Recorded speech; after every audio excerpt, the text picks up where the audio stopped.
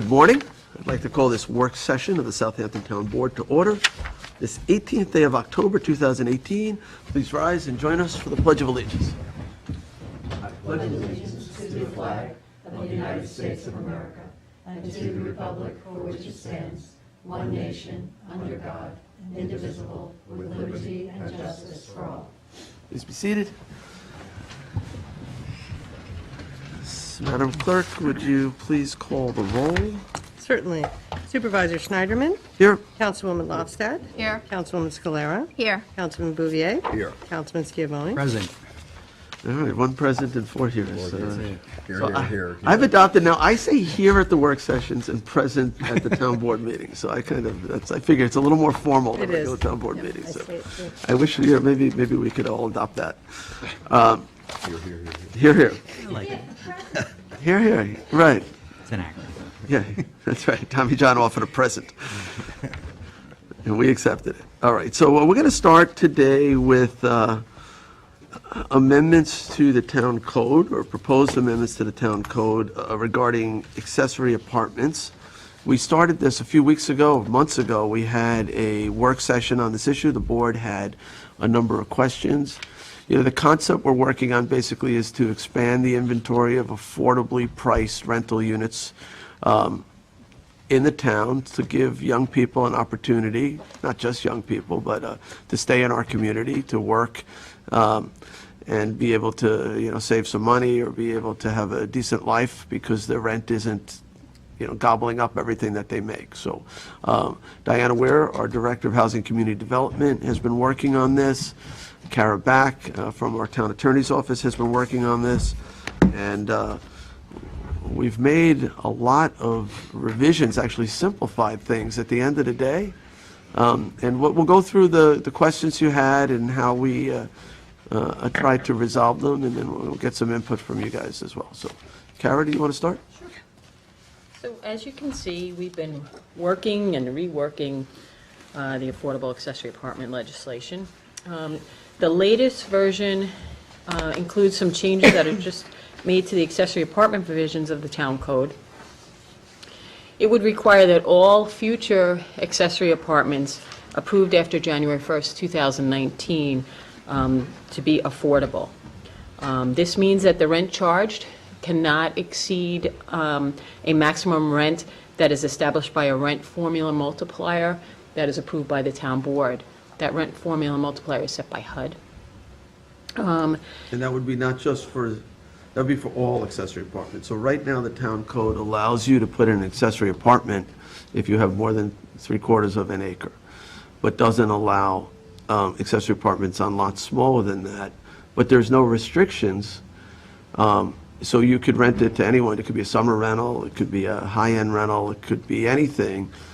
There's no affordability. And what Kara is talking about is not that the person has to be income qualified, it's just that the rent has to be affordable. Right, the rent has to be kept affordable. So for 2018, 2019, what that means is for a one-bedroom accessory apartment, the rent would be $1,500 change a month, $1,518 a month. Yeah, so it's not cheap, it's not, low income, but it's attainable. Thank you. Yes.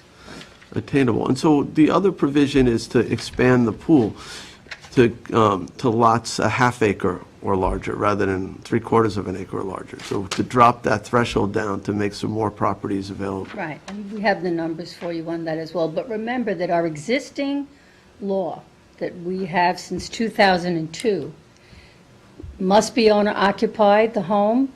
It's not supposed to be a summer rental. It's supposed to be for firefighters, teachers, emergency services people. The only thing we're adding now is setting a limit on the rent.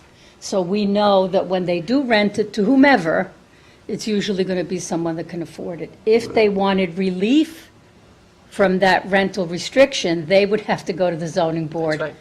to Right. require to charge a higher rent. That's always an option. The zoning board is there for relief of town code. So right now, the zoning requirements. board's been granting variances for people with lots less than 3/4 of an acre. They have. But they're, not requiring the affordability. That's piece correct. of it. Right. But this would require affordability for all accessory apartments. Now, the last version of this law, it dropped down to a third of an acre for eligibility. So that's been moved up to a half acre. So there's less units. It was a third of an acre, and that was a major concern because That there it was did too many bring lots developed. 9,000 units or something with potential. But So now we then, have like 5. right, so we have those numbers. Yeah, we have them. But also, in the last version, we said that the affordability provisions only would apply to, in that sector, between a third of an acre and three-quarters of an acre. Now, we're basically saying the affordability is everywhere, on all of them. And before, we said this program was only eligible in certain areas where the average home price was, above the, Median sale price, right. where It the was sale a prices formula. were, basically, we're saying, let's create accessory apartments in the area that are least affordable, because the market is creating them in the more affordable places.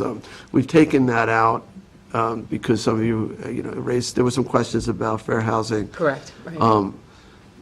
So that is not in it, but the pool of eligible houses is significantly reduced by the half-acre requirement.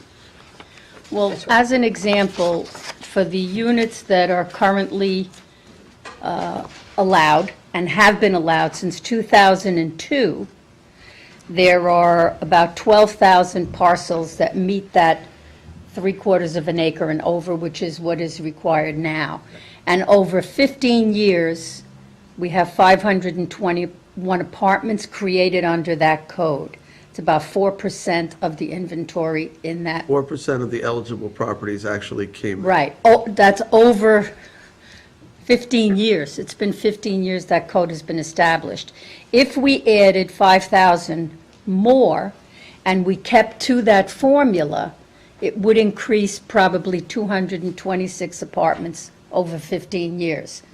Now, if we said it was going to be more because more people, it really would not be Well, increasing we also, a huge amount in the on the. law, we've put in a provision that would allow the town board at the organizational meeting to set a cap, a yearly cap. Yes, If it correct. So if it felt like the program is being oversubscribed and we're getting too many accessory apartments, then we could curtail it. I want to remind the board, though, of that, the Suffolk County Workforce Housing Needs Assessment Study that showed Southampton needed thousands of affordable units, so, Over 6,000. you're right. Yes. At the time of the report. At the time, so if this led to 200 accessory apartments, I think that would be a positive thing.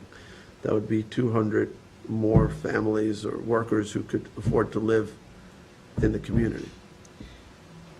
You took out the preferences, though. It's not just for work, it's for anybody. Yes, so right now, in the accessory apartment provision of the town code, there are certain criteria that a tenant has to meet. Has to be either a firefighter, volunteer, ambulance worker, a relative of the owner. Hospital yeah, worker. Hospital worker is one of them. Work for the town, work within the town, or it has to be subsidized. So we're proposing removing all of those criteria and then just putting in a provision of the rent limit. Yeah, and it still has to be, what, a year-round unit, or? Yes, still Has to be year-round. owner-occupied and year-round. So So the person's likely going to work within the town anyway, and that was one of the provisions. The problem I was having with this section, it's broad, because anybody who works either for the town or within the town qualifies, but then you have these certain careers or certain volunteer roles, which is great, it's great to have a preference for, ambulance or fire, but we also have social workers, we have people in the, Bank tellers, mental mechanics, health, you name it. social, It's just mental health everybody. professionals, lots of people who we need in the community that may not fall into that category. They might be a health professional, but not working for the hospital. Teachers, yeah. They Yeah, might it work for a seems- local pediatrician. That seems to one be didn't largely count. teachers Yeah. and medical support. So we felt this was more general to allow flexibility, but still create the lower rentals that we want. Instead of people charging, $2,500 for a one-bedroom or whatever, they can charge whatever they want right now. this would at least make it so that it is affordable. And if it's somebody that lives in a mansion somewhere on the water and wants to have it for whatever, they can come in, make their argument to the zoning board, and have that rent limit raised, or whatever the zoning board would allow them. How are we going to enforce this? But the same way we enforce what we have right now. So everybody, That really doesn't. Well, what I'm getting at is, everything is enforcement on the town code, but right now, if you're an Airbnb, the code division downstairs, Stephen Troy, they're working very closely with Airbnb to see where the conflicts are and what should be a rental and maybe is being used as Airbnb, which we had a situation with one of our it's the only way to do it. There's no other way. You're not going to visit every apartment. We're Let me not ask you- making, go ahead, Jim, I'm Let sorry. me ask a question about that. It's, two bits of feedback I get, particularly with Airbnb, is that the shorter terms, the 2-3 day terms, which is a large part of a small sort of sub-industry, that's out there, that's important. It's largely seasonal. It's almost always seasonal. And it's the same issue that affects our seasonal employees' needs. We have fleets, we have companies here that operate on a seasonal basis. That's the comment that I've gotten. And the third comment I've gotten is the owner-occupied issue, which can be problematic on that. And I think we had spoken a little bit about how we solve that issue. I think we do address that, right? Yeah, Well- and that's what I The wanted to hear owner, about. they don't have to live there year-round, right? so Under this. under this new, Right now. yes, it does, either It says the owner-occupied. accessory apartment or the primary residence has to be owner occupied under this new, Right, but The they don't, tenant has to be there year-round, or the owner of the property. both, Both have to be there. both have to be there year round. And I submit that that's problematic in a number of cases. That's the feedback that I've gotten. So. why does the owner have to be there year-round? Because that it's a provides rental for oversight. Oversight of the Oversight. property. Yeah, you don't want absentee owners, you don't want renters coming, get the that owner's not anyway. there, it's an empty house, and they do whatever.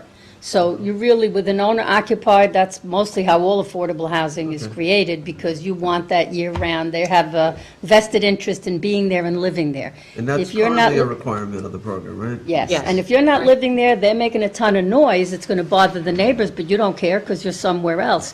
The owner occupied is really an integral part of it. Right, and we've dealt with that issue we deal with that a lot. And I Yeah, think that's really I the know. cause of a lot of the code Problems, complaints yeah. that we get is exactly that issue. So, and we'd often talked about how we're going to put that responsibility back to the landlord, whether he's there or not.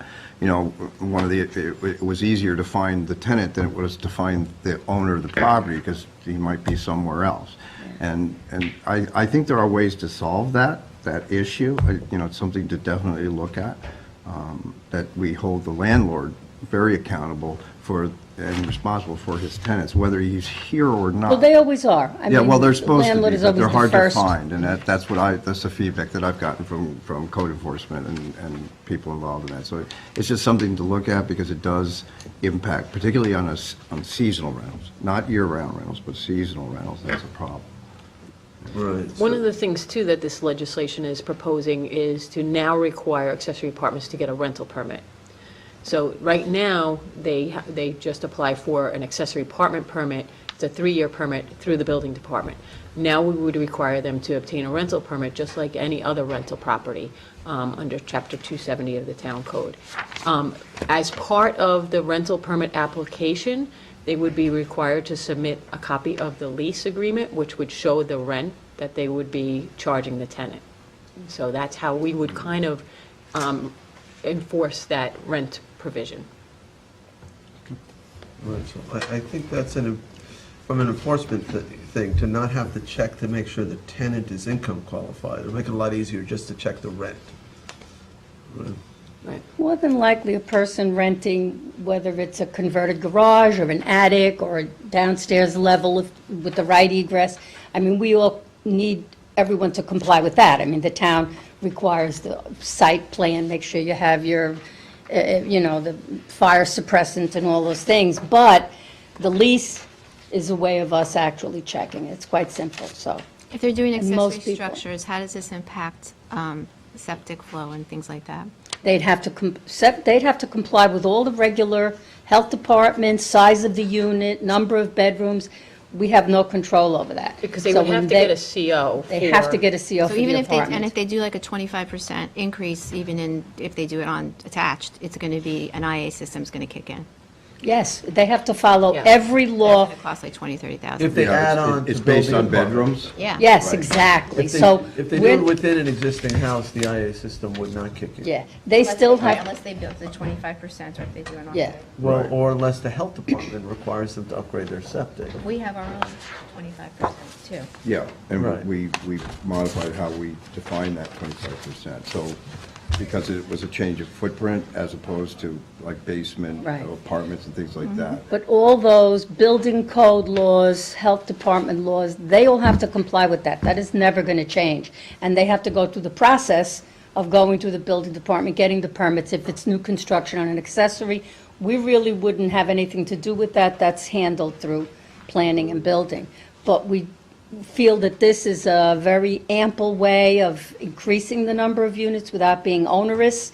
Again, getting a copy of the lease, at least at the start, so now we know where the units are. We have a file downstairs for all our rentals, whether it's considered affordable or not. This will, in and of itself, kind of be affordable, because how much can they charge, except for summer people, for a two-bedroom attached to somebody's home? So it's kind of self-monitoring in a way, except for that we can't control sometimes the Airbnb. That's our problem throughout the town, whether it's a home or an apartment or an illegal apartment, people, that's, we They're can't. hard to chase down. Yeah. I have a question about a number of possible apartments in various hamlets throughout the town.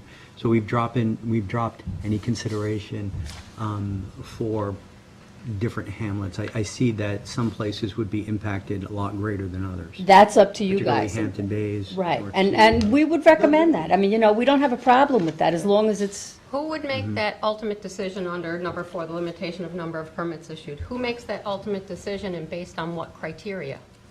The ultimate decision would be the town board at the Based on- organizational meeting. And I guess you would ask to see once Density. how many permits had been issued previously, and then you could Because as decide Tommy to John make said, that, I'm looking at Hampton Bays, that 800 number is concerning. And, it's a hamlet that's the Right. most dense, and, that adds to the problem. well, that is up to you. We have no problem with that. We think that's fair, because you don't want increased density regardless of where it is in the town. But it is increasing density. No, I'm saying where it's already dense in town, where you Right. want to not have this very adverse impact. And you could do that based on density.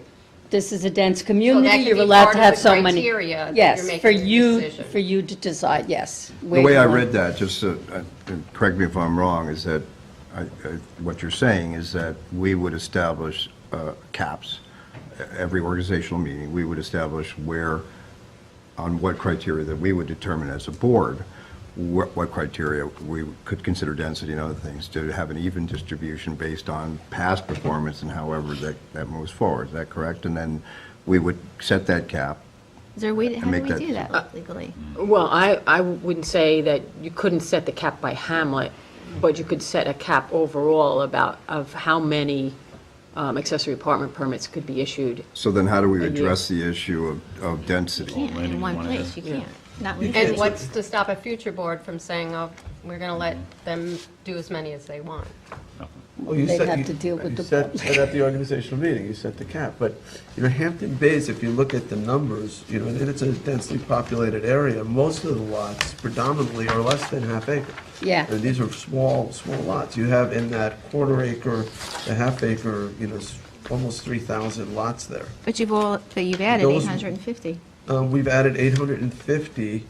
There was already 400. Potential, not- There was already 800. You have to look at You- it. So you double. already had 800 Double. above 75, above three quarters, right? The 485 and the 469, so 900. You have over 900 and in Hampton Bays, you have. how many- Potential. How many do we 852. have in Hampton Bays currently?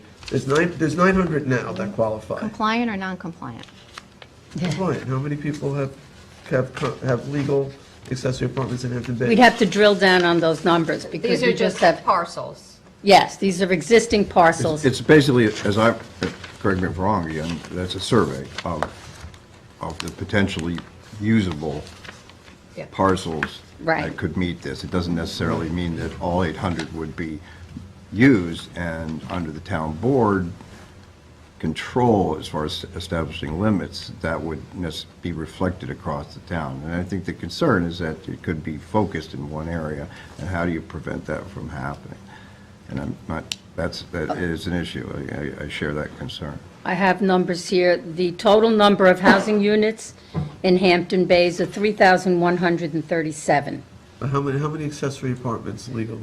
Potential accessory apartments, it said 522. I don't have the exact number of any. I'd have to get that, we'd have to get that from. So, so you, again, you have 900 lots now that qualify. You'd be adding another 850 lots that qualify. A lot of them aren't going to take advantage of it. It just sounds like about 4% would, maybe. 4% Right now. overall, and that's, again, 4% over 15 years. So that's it's like really 40, you might quite, get 40 more, well, no less. No. No more. Right? If you added 800, 10% would be 80, so roughly half of that, 40 maybe, something over like that. Yeah, a lot of years. A little more. I Over the next think 15 years, so it's. Putting a limit town-wide is the best way to do it, just so we're say, talking about this maybe is. 3 apartments a year on average? So if you in want to Hampton say Bays? 5 apartments per year, per school district, or per hamlet, or however you wish to do that, and make it town-wide, you can limit it that way. Can we tie it somehow to development rights so that we're not kind of increasing the density and we can use the Housing Opportunity Fund to buy down those rights? Because, I mean, the issue is obviously, the impacts on the school district. Right, no. We can neutralize that aspect of it. I don't know, it Well, would we make more have- sense. We have a lot of bank, That's an interesting idea. we have a lot of banked credits for affordable housing, Yes, we do. right? So we could assign, every time we do an accessory apartment, we could assign one of those units that are sitting in the bank, kind of put it in some sort of escrow hold, in case they eventually abandon the accessory apartment, we get it back, but But they're not going to take away, like, if they build a structure or they whatever. This is a complicated issue, obviously. so and I know that you're you've been- following what I'm saying? We Yeah, I know, I hear what preserved you're all this saying. land and banked all these But usually- sanitary that's usually credits. east. We could lock them up, one credit corresponding to each accessory apartment. Right, and I mean, that's at least some way to tie, to cap. Yes, But, Right. I agree. But east, I would presume most of those are east of the canal with CPF purchases. A lot, and there's some west too, obviously, but I'm just saying, I would think that predominantly they're probably east. You mean the? We have hundreds, I Yeah. think, of banked housing credits. We do. But that In would the be a school way districts, of though. I don't know how many guaranteeing. housing districts, how many TDRs we Good have. Ground Park alone, Um, I mean, we'd be a while before we extinguish just from that acquisition, but we've done a lot of acquisitions in Hampton Bays area. I think we need that analysis. All right, so we can get, Dave Wilcox, who is in control of that, to give us a number per school district, Yeah, per school district school would be district, helpful. right? That's what I thought. That could be a Because that's limiting legit. factor. I think that's a good limiting factor, so if Yeah. if we run out of credits in that area, Yeah. sorry. That's you- a So, criteria. so you can do a lot of combinations. So you can set a limit per hamlet or school district. Per school district is probably better because there are Yeah. less of those. Good idea. And then tie it into a TDR, so you know you're always extinguishing that one unit And then of we know we density. haven't- That's we fine, know that's we- excellent. We know we That's one haven't issue. had any ultimate increase in density because of this program, because it's tied to the land that we preserved. Right, right. When we preserved the land, we took away density, and now we're allowing some of that to be used for the creation of affordable housing. Well, let's look at that too, but let's look at it going into the future. Okay. Because if we keep extinguishing those credits, is there a finite, do we reach? There will be a finite. Right, There so will let's be, understand it'll be a what that is. zero-sum game, basically. is Yeah. what Maybe it zero is. sum game, we will at some point run out, and then the program is over. It's like the CPF money, eventually the land runs. So we preserve another piece of yeah. land. Yeah, well, it's like the CPF. And that's another way to control it, Yeah. so. I like that. Yeah, it's definitely worth exploring that I idea. like that. That works. I mean, that'll, at least Yeah, you I'd know like to there see is it. I mean, a there are cap. other, this is such a multifaceted Oh, absolutely. issue, so, I mean, to that issue, in terms of the density, it would seem We'll have to figure perhaps out a address some of that. mechanism where we assign and encumber a credit. But David Wilcox. You can expire it or put it in But we escrow. could extinguish it, You could But then extinguish extend it. it. But Or if they put it drop into out of this escrow. program and say, you know what, I don't want an accessory apartment anymore, But the problem. now I we've don't lost know. the credit, we can't put it anywhere else. That heads us though into, the enforcement issue. Like, just because someone says, oh, I'm not gonna do this anymore, that doesn't mean they're really not doing it. They're just, might be amping up the rent now. Because they got the apartment, they got the rental apartment, now they're gonna go and, Well, so we might need to use that credit to help them with Suffolk County Health Department too, if they having issues with the apartment and the sanitary system, say, no, you have a sanitary flow credit. Well, we do that now for, We're using apartments it. over stores and, places that Well, need it where we. Well, I think it has to do with Well, management.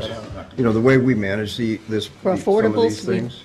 We give them free, yes, for affordables, we give them free. Not for, no, if it's a private sector, private everything, but if they're putting apartments into our program, we will give them the credit if they need it for that affordable apartment. Exactly. And if So- we set these sort of a protocol for the landlord in particular, so we put it back, so it doesn't become a code enforcement issue.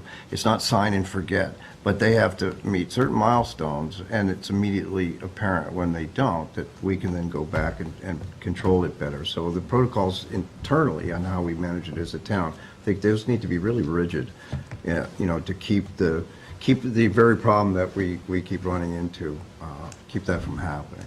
And I think that can be designed in a way that puts the onus on the landlord. If he's going to do that by the grace of the town and all the programs we put in place to allow that to happen, he has certain responsibilities back to us, and we just don't forget about it. And, to your point, Christine, that, okay, and then they decide to change their mind and we don't know about it because of code enforcement issue. Well, they could set a protocol in place where they can't, if they do change their mind, they can't just do that. There has to be some way of. Yeah, I think the We talked a lease, little bit about. the lease becomes some evidence Right, there. absolutely. Because the lease is submitted to us. It has to be a fully executed lease signed by both the landlord and the tenant prior to the beginning of the lease term. The thing is that we see these tenants are victimized themselves. I mean, the landlords take advantage of it, they know how to do it. I'm not saying every landlord, but we have a why large we problem have with to people enforce doing this. that, and we're not enforcing it as much as our guys and girls are working, and they're all working hard. There's a huge gap in what needs to be enforced and what isn't being enforced, that this exacerbates on a level. Well, I think And I because get we're the putting. intention, and I think it's I good. think I'm it's just saying, enforceable. I think it's Maybe a there's tall ways order. to let tenants know that, they're occupying a unit that's part of this program, and if, the rent cannot exceed what the code says, if it does, please let us know. Yeah, but, If they would. but you're asking people who may or may not be victimized themselves or need that place, they're not You know, going to squeal on their it's not gonna- landlord to, maybe not. it's a tough position to put the tenant in. It's not perfect. No, nothing's perfect, I get that. I'm just, these are real issues. will It does take add a advantage of substantial it. amount of potential. But I think we, in the way we administer these programs, have more ability to affect exactly what you're talking about that we maybe aren't doing right now, that maybe we could do. And I think we need to think about that I mean, I process. like this approach. I think it's a simple approach. If somebody buys a home, a single-family home, it's supposed to be a single-family home. If you're going to make it multifamily, to me, that's a privilege, the accessory apartment. And it's not unreasonable to say, if you want that accessory apartment, we want that rent to be attainable, affordable, whatever you want to Like, yeah, but like, call it. to that, like, I'm just thinking about my street. Like, if everyone decided to do this, as Most of right, will. We know that they won't. but you have to presume that you want it to be successful and robust, so you're assuming it's going to work. And if you were to work optimally under the provisions, everybody in my block decides to change into this multifamily house, or they decide to build accessory structures and put, 2 bedrooms in, whatever. The entire street completely changes between parking, I don't know where people park, I don't know what the traffic patterns So are. what size lots are on your street? That's not the point. No, but I'm saying, if let's say the They 1 could do acre it lots. now, but that's They not the could do it point. now, but it's not But happening. that's not the point. So take a street somewhere else where the lot sizes are smaller. What's the difference?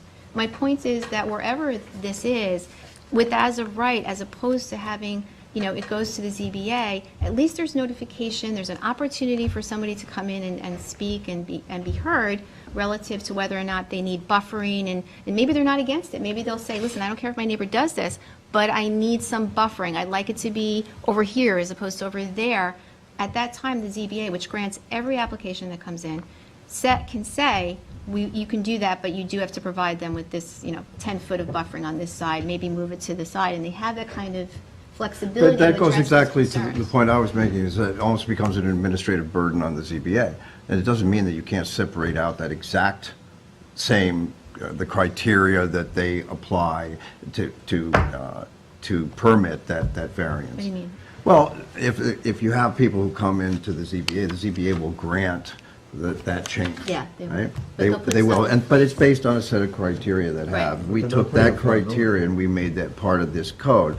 We would pull that from the ZBA, but the same protocols would still be put in place. It's just a way to organize management or administration. of it. Well, if you put buffering and stuff like that. Well, that is the in- buff, If you mean that's not in physical there yet. buffer? Yeah, 'cause it's as of No, right. I thought you were I talking don't- about, I'm no. just talking about the way it's No, I'm administered. talking about physical buffering, because if I, as of right, I don't get any say as a neighbor as to what my neighbor's gonna do, where they're gonna put it, how it's gonna look, or affect the rest of the neighbor. Nobody does. Nobody has this, and I'm not even gonna know they're gonna do it until I see the building until I see the building start to go up, if they're doing an accessory or if they're doing a modification to their house. Which is So, currently the way a lot of it works. So this. no, it's not. They have notice, and they're told, so the neighbors can come in and speak to it, and then when they're talking to the ZBA. Oh, I see what you're The saying. ZBA will say, oh, they're right, it's a little close to this side, why don't you move it over here? Right, and I they- think that could be an administrative So you're- function. That's But the existing 400 that have been built, or 471, they were as of right, so the neighbors did not have, at that point, no matter where it is or what neighborhood it was in, it was.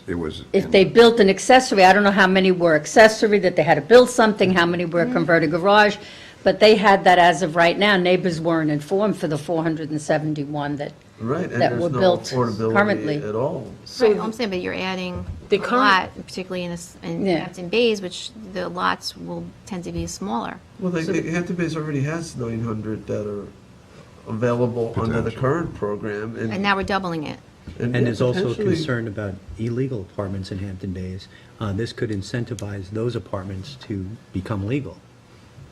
If they're not legal now and they're operating, and now you're gonna have code enforcement as part of this process, go down there for a rental permit, I think it's gonna exacerbate the problem, potentially. I'm not Well, I saying agree, it's a that's why I death knell, brought I'm it just up. I also saying. think it kind of moves the goalpost a little bit for variances. Right now, people come in for variances for what we have now, and if we, I don't know, for lack of a better word, relax the rules on accessory apartments, people are going to want accessory apartments on even smaller lots that will go before the zoning board. Possibly, and- under and half get them, acre, yeah. and- Maybe they have 4/10 of an acre or something, Right. they're close. And Right, it'll, yeah. And the zoning board has been allowing Yes. a number They of grant different them. apartments, even on properties that were not owner occupied. Absolutely. Because they That's- were there's allowed no- to under the code. Without correct? any So they got a affordability. variance. They got a to do Right. zoning so. variance, Yeah. yeah. So, So but they didn't consider, and you were on the zoning board, would the zoning board consider that issue? Clearly not, right? The size of the lot was not really. oh, they do, of course they do. Yeah, but why would they then grant the He's saying that variance? you've lowered if you had it before where it was 30, they might go to 20, but now if the standard is 20, and we've lowered that, then now they may go to 15 or 10. It's kind So, of like a, so that's exactly why I'm saying that if the administration of that would, even if it was at the zoning board, the administration would say, you can't do that. You know, that's fixed. Then the zoning board has to do what it has to do, only within the confines of what the code is And again, telling at the zoning board, the neighbors will be notified. So if you everybody have will somebody be that's coming in for 15 Not only square. that, but the zoning board has been granting these without Yes. any affordability provisions. Exactly. but they Now put they'll be- buffering in, they now- protect the neighbors. Sometimes, but now, because the entire program is affordable, not just those under a certain size, they can grant a variance from the size limitation without granting any change Well, from why the don't affordability. why don't you incentivize and say if they're coming in for a variance, if they do it, and they're also, saying they're gonna be affordable and locked into that, then you don't, either you reduce the fee to get the variance, or you put them on an expedited fast track to get the variance, or you do something like that to incentivize it. Yeah, just wanted to point Well, out, that's what zoning boards do, put conditions on. They don't usually unless relief. there's a nexus to the relief and what No, they're, but because if they have the they- 5. If they they- feel No, it's a but there is small that lot and they're affordable- adding a second They can't put dwelling unit, affordability on it, that has no nexus. They can't, but they could require screening. That is a. That's what they do, nexus. that's what, Yeah. Yeah, well, I just want to, Physical buffers, or what kind Like of true screening? vegetative screening or something, if somebody's because that's concerned about more relative. cars or something like Because that. there's a nexus to the thing, but that has nothing to do with affordability. Right, they but the can't do current affordable. accessory apartment law right now does apply for buffering. It does? Yes, it does. Okay. It says, that it has to be adequately screened with landscape plantings, which shall include evergreen shrubs not less than 3 feet in height at the time of installation. Right, So they can just get more when they go, Yeah. if they're getting a variance from the zoning So- board. And that comes back to what I keep trying to, and I'm not making the point well, is that how we administer it is everything. You know, you have grant relief, you have all these different ways to sort of get around the intent of this code. So we have to stay fast on the intent of the code. And if we have these issues where it doesn't quite fit, then we need to alter the code, not grant the variance all the time. And that comes with a well-managed administrative body to do that within the town. I just like the idea of the variance only because, not only because, but largely because of a notification issue, an opportunity for someone to be heard, and then the ability to specifically address the site in question as opposed to a blanket code amendment, which will last Well, everybody. you'll have that under half an acre. I mean, right now you have it under 3/4 of an acre. I'm not as crazy about the zoning board process. I want certain amount of as of right to help create these things. But why don't you incentivize- Sometimes when you have, and I spent a lot of time on the zoning board, if, you could end up kind of stigmatizing that person who's trying to, be the person renting that accessory apartment. It could be, the neighbors come out, maybe they don't want affordable housing, it ends up being a tense situation. I think there's a certain amount How do that they you know should be that? able to build as of right, because I think it's a critical need in the community, and the more you make it We all agree on that point. contentious, We all agree on that But- point, then you have this board that may say yes, may say no, you don't know. they always say, they've historically said yes. You're right, but there may be people in the future on that board that maybe will feel differently about it. I mean, I don't know. I want to go back, though, to your example, and maybe not necessarily your street, but to look at how this code would work. First, in terms of, if you're on a street and the lots are all over 3/4 of an acre, you can currently, if that's the case, the program already allows accessory apartments, so every house theoretically could have an accessory apartment. Under this new law, they still could have an accessory apartment, except for the fact that it's going to be capped. There's 2 capping provisions. One is the availability of these housing credits, which I think the affordable housing credits, I think that's a great addition to this. And also, if the town board decides to set a quota, those are 2 possible caps. So in a neighborhood that has 3/4 of an acre lots or greater, this actually law is going to limit the amount of future accessory apartments. If it's a street that has lots under 3/4 of an acre and greater than a half acre or greater, this does create the possibility that there may be some apartments, they would be then affordable. Like in Hampton Bays, take a typical. And they may street be in limited Hampton by Bays. those caps. But it could be and we know historically 4% over 15 years. over 15 years. So it could be 3 or 4 units a year that Hampton Bays could have in addition to what they currently have. So at least that's what it is likely to come of this. So maybe in 10 years, you might see 30 or 40 additional apartments in Hampton Bays. But it's going to be tied to the land that we preserve, the availability of it. So if we don't have 40 credits available, If you tie it to, right now as this is, there's nothing in here about credit. yeah. But the we're gonna intent of we're this gonna is tie to it in. distribute our attainable housing.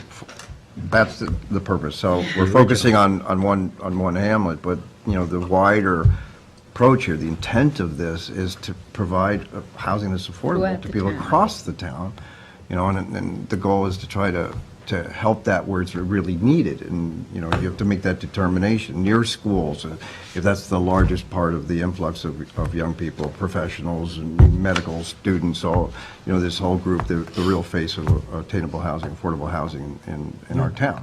And so where's that housing most needed? And it gets back to affecting traffic and all those other things. So I think that's part of this analysis here. And if that's if the board has an ability to not only cap that or set a limit based on all this criteria that we talked about, but also to determine the greatest need in a particular area. That's something that I would entertain, that we're able to make it more distributed. That was the whole purpose of what we started out to try to do. Well, that would get back to the median home price, allowing it in areas above the median home price. Now, we dropped that provision That was the in this original law. law, and that exempt, that meant Hampton Bays was out. There No. wasn't gonna be any in Hampton Bays and a few other more affordable areas.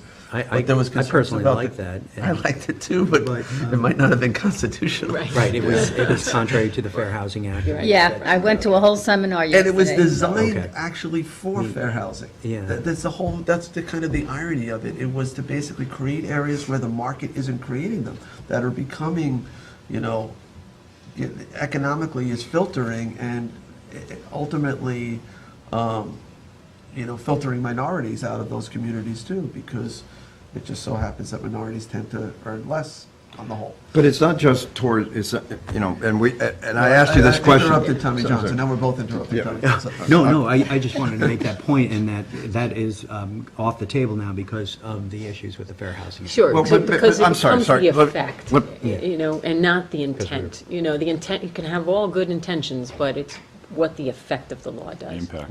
And Yeah, right. so, and that was very evident yesterday. And we had the U.S. District Court from the Eastern Division, we had the head of the Department of Civil Rights in New York State, we had all attorneys up there, it was like an attorney fest. So let me ask this, Answer let me the ask this question, because, and I've spoken to Kara about it, that as the town of Southampton, because we have this disparate income across the town, which sets this AMI at this arbitrarily, I believe, higher, it affects us in lots of ways that we can't really distribute housing the way we want. Does the town in any universe have the ability to set AMIs relative to, within its own boundaries? Yes. For a program like this, you could set it any way you want. So if we did that and we made those adjustments, then we would have a better way to regulate exactly what you're talking about, that we would have this ability to do that internally within our town. Those AMIs are tied to federal programs. Right, If so they're not- So there's would we- that federal was the question, funds would we or lose? state funds, Which we have. then you would not be able to. No, but not in this program. So we're Right. not No. using federal subsidies here, we're not even checking. Right, there's no money somebody's- No, involved. in the town, though, we use them. Yes. so- Yeah, but we do use them in the town, so there is Like a project like Sandy Hollow, yes, you have to use those numbers. Would The that federal numbers. affect But it, the though? AMI, Because there's housing credits. I mean, it's the question. fair housing doesn't matter if you receive federal funds or not. Fair housing is going to apply throughout. Right. That's just a No matter federal what statute. program it No matter is. what you No do, matter what you're money doing. comes in, ADA, you must No, but in comply with the terms of federal where we ADA. set the rent, That doesn't have Where we anything. set the attainable rent is up to us because we don't have there's no federal or state money involved in this particular program. So we could say, if we want to say the affordable rent is going to be even lower than these numbers, we can do that. I suggest we stick with the numbers. Well, I'm just suggesting that you make them arbitrarily lower where they are, in a sense, arbitrarily higher because of where they are within the town. No, you can't do Yeah, but you're that. also trying to get people to do it. If they're stuck too low, they're not gonna, it's not You gonna can't- be. Yeah, I mean, You it's can't a. have, But the you can't have AM different Then your numbers in taxes different go up. areas. Yeah, and that's, The IA yeah, that's what I'm trying to system is get fine. to. Well, the Exactly, AMI yes. is, the Because you're AMI giving is, some people a benefit. Yeah, and it's, And others it's. not. You it's can't say, difficult. oh, because we want more of these, let's say in Watermill, where you know, the land values are so high. Well, where we so have gotta the make need. the rent even more affordable in Watermill, you can't do that. But I want to tie it to the need that, you know, maybe in Watermill, there's only, you know. I'd love to do that, but there's- that's the fair housing issue. We can't do that. And there's no way that, it's frustrating. I have a real quick estate question. agents, landlords, private sector people are all subject to that fair housing law, regardless of whether there's any federal funding. Yep. Because the national objective is what they care about, just like with ADA. It doesn't matter if you're a business, a municipality, a private homeowner, whatever, if you do not comply with ADA as it applies to you, you're in violation of But the law. And I somehow feel that we're, as a township, because of our difference in income, it's extreme here, that we're handicapped as a result of that. That somehow we're being discriminated against under those rules, that we're not able to make adjustments for not only where we actually need the housing, but to serve the public fairly across the board, not have this arbitrary number that sets in some parts of our hamlet, an abnormally high rent, and in other parts of our hamlet, an abnormally low rent. No, we do not. AMI is island-wide. They go by region. So Nassau, Suffolk is a region. Every year, whether it's through the American Community Survey or the Diennial Census, it's incomes within your town, not by hamlet. So the whole town of Southampton is part of the whole Long Island, and all those incomes are averaged. And what they do with the census track and block, and the reason why Dune Road is a CDBG eligible area, is because all those mansions on Dune Road, their income is in New York City. So it's read and calculated as part of the, it's not here. So we need federal, some So federal there are some intervention. discrepancies that don't make sense. But even if it was here, it would go up because those, Right. No, those incomes, so if I'm a $500,000 a year earner and I own a mansion on Doon Road, that $500,000 I earn is not you're making, you included. need more than that. No, but whatever, 20 living million, on yeah, I Enough money. know. Okay, now, that's how far out of touch I am. Talk about not knowing millionaire incomes, because I'm not there, okay? So, but those incomes, which would ruin Hampton Bays, really, because they would raise the That's what I'm AMIs saying. and make it less eligible. Right. But they're in New York City, so they're qualifying over there. So that's why some areas of Hampton Bays, we say, why is Dune Road included in a project that I want to build a pavilion? You're eligible because that particular Well, and that census works out tract. So because everybody there uses are, it. Right. yeah, so there are, other reasons why the census tracts are sometimes a little screwy by the federal government, but that's the way it is throughout the country. Julie? Thank you. So based on something you said 4% over 15 years of properties have had accessory apartments. Yes. Is that legal or illegal? Legal. Legal. No, these are Okay. accessory apartments So- approved So we by, know that there's lots of illegal accessory apartments. Is there Yeah. any thought to perhaps having an amnesty clause in here and have that as part of the total amount you do by hamlet and say, look, if we get people who are coming in who want to make their illegal apartment legal, give them some sort of incentive, but also take that off the number of the ones in that hamlet, and maybe we can start to shift them. that's a Take good them out- idea. Take them Yeah, I out of like the that. yearly quota. Right, They're yeah. outside the So yearly. that way it's not Absolutely. really changing, Yeah. but we're making them Because they're there legal. already, right. Well, No, they're gonna absolutely, have that's a to- great right. idea. Outside the I yearly. mean, a lot of those accessory apartments aren't going to be able to be made legal. Because the lots are less than half an acre. They're in a because They don't basement or have somewhere, proper you know. exits. But, Well, but it- people who it may be could be, but willing it's to unaffordable. There may do be it, some there may be unattainable. that are less than 3/4 of an acre and more than half an acre that actually could comply with the program. I mean, because there's people out there, maybe they did something and didn't realize they did it, and now they're stuck in this place where, oh, gosh, I want to be legal, but I can't for whatever reason. Let's give them a reason to change. Right. A But I lot of think the it ones goes- that And by come coming in through are the coming in process- because they've been hit with code enforcement Right. violations. Yeah, right, so So those are the ones, code enforcement usually is a complaint-driven. You could never have enough police, just like you can't have enough police in New York City for, the crime. So code enforcement basically is a complaint-driven division, even though they do plenty of, patrolling. So that would be wonderful. You give them amnesty, Yeah, one they of would the still reasons- have to comply with the Oh, building yes, code, yes, so. yes. But you- then they're legal. Work towards and- compliance, yeah. Right, yeah, you get them. Well- towards That's what Jay was What- saying. A but lot one of of them the- can't get into Right, compliance right. with building So code issues, those but to the that extent that can. they can, Those Yes, types of why things not? where you And call it reduce an those amnesty or from the, just- right. You know, they're they have to exempt from the come in. yearly quota, But one of the They issues could is that be it exempt becomes, from the yearly quota. quota number. Well, I don't. it becomes expensive to Still do need that, development right there. we to might- put it It into does. compliance, They still have right? And that's prohibitive. Already- Well, That's why what it's I'm saying. underground. I don't know if it affects Trade people one who's for already one. there. I wouldn't want to Right. do it in addition to, That's a good idea. and only make I that, would like say, to, equities we yeah. need 2 amnesties or something, Right. I like that. something. I like that. Well, But get amnesty is people- amnesty. They're there already. Yeah, They've already been in the schools or in right. traffic Well, or the that's what I'm saying. parking. or The people are there already, but let's get them, see if we can get them legal and not add Right. any additional ones So, for okay. now. But one of the Do you reasons want that to it's- waive I'm sorry, do you want to waive the permit fee for those, maybe?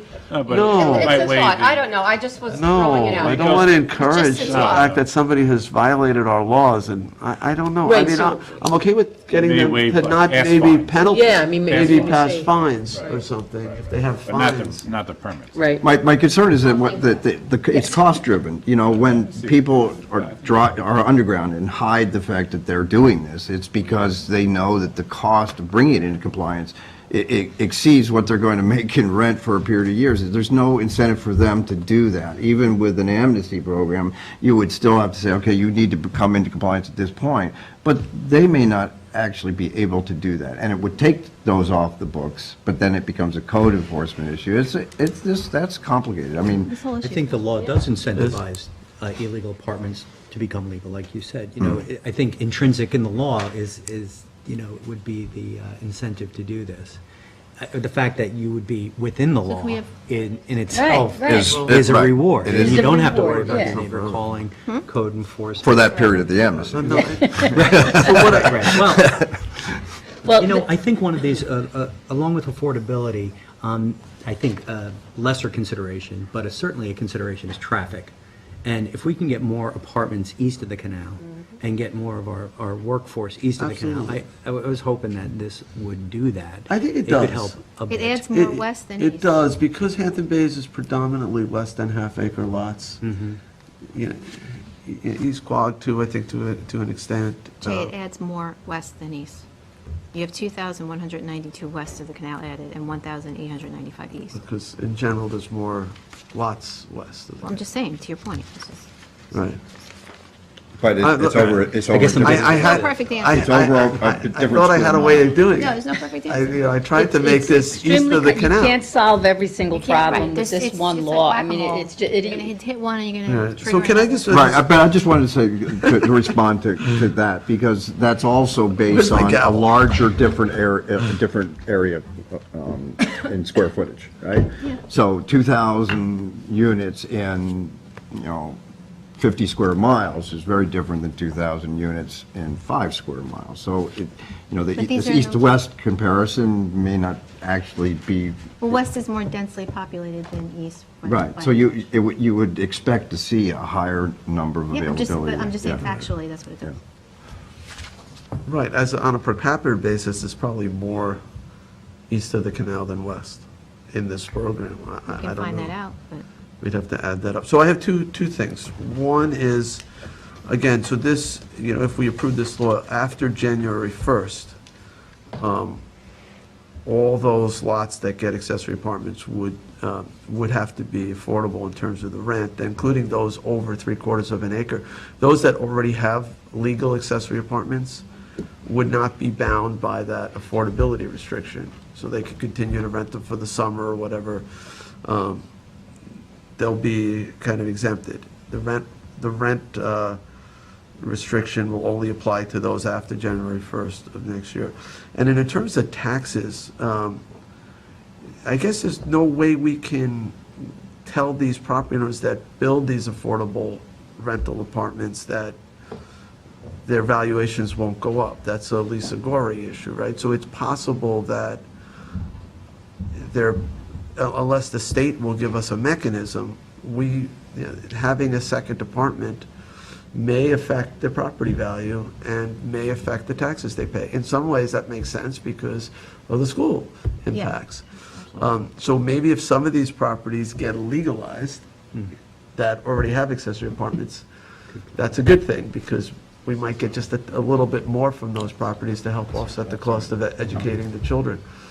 So it could be a good thing, but there is no provision that I could see that would allow us to waive any tax increase. We'd have to go to the state. yeah, that's Okay, tough. just wanted to make that clear, that so somebody And I going. don't know if you would want to do that, like you said, because it could, that Right. could help the school. You want, I mean. Right, exactly. Right. So, Fair. just so people should be aware going through this program that it may affect their property values. And if their assessments go up a little bit, their taxes that they pay will go up a little bit. Can you also, how does this address parking? Like if you're. So under the current accessory apartment law, it says that there has to be one access driveway permitted on the lot, and then it says that the owner has to provide additional off-street parking.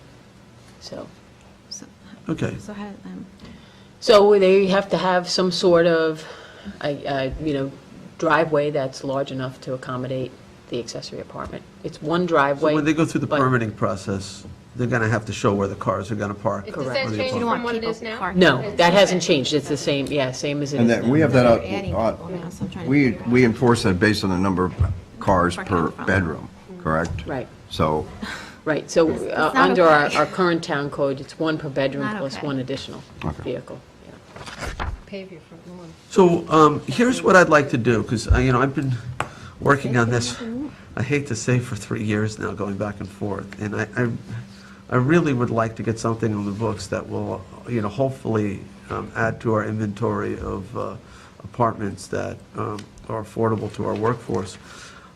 I'd like to, make the change. I think what Councilman Scalera suggested, tying it into the housing credits available from preserved land, that'll set a cap, and it also will make sure that the program doesn't add to the density we would have already had. I So think that's I- a good idea. I think that's a good idea. Other than that, I didn't hear any other changes, I don't think. Was there any other changes to what is We just got proposed? this morning. We got, yeah, So- well, we're going to get more information like to from do- Dave Wilcox Yeah, to see I- how many Right. TDRs are in each school district, so you guys have that information, so I'll what get that I'd from like to him. be able to introduce this resolution, set a public hearing on it. I don't think we need another work session. This is the second work session we've had on it. It's been very helpful.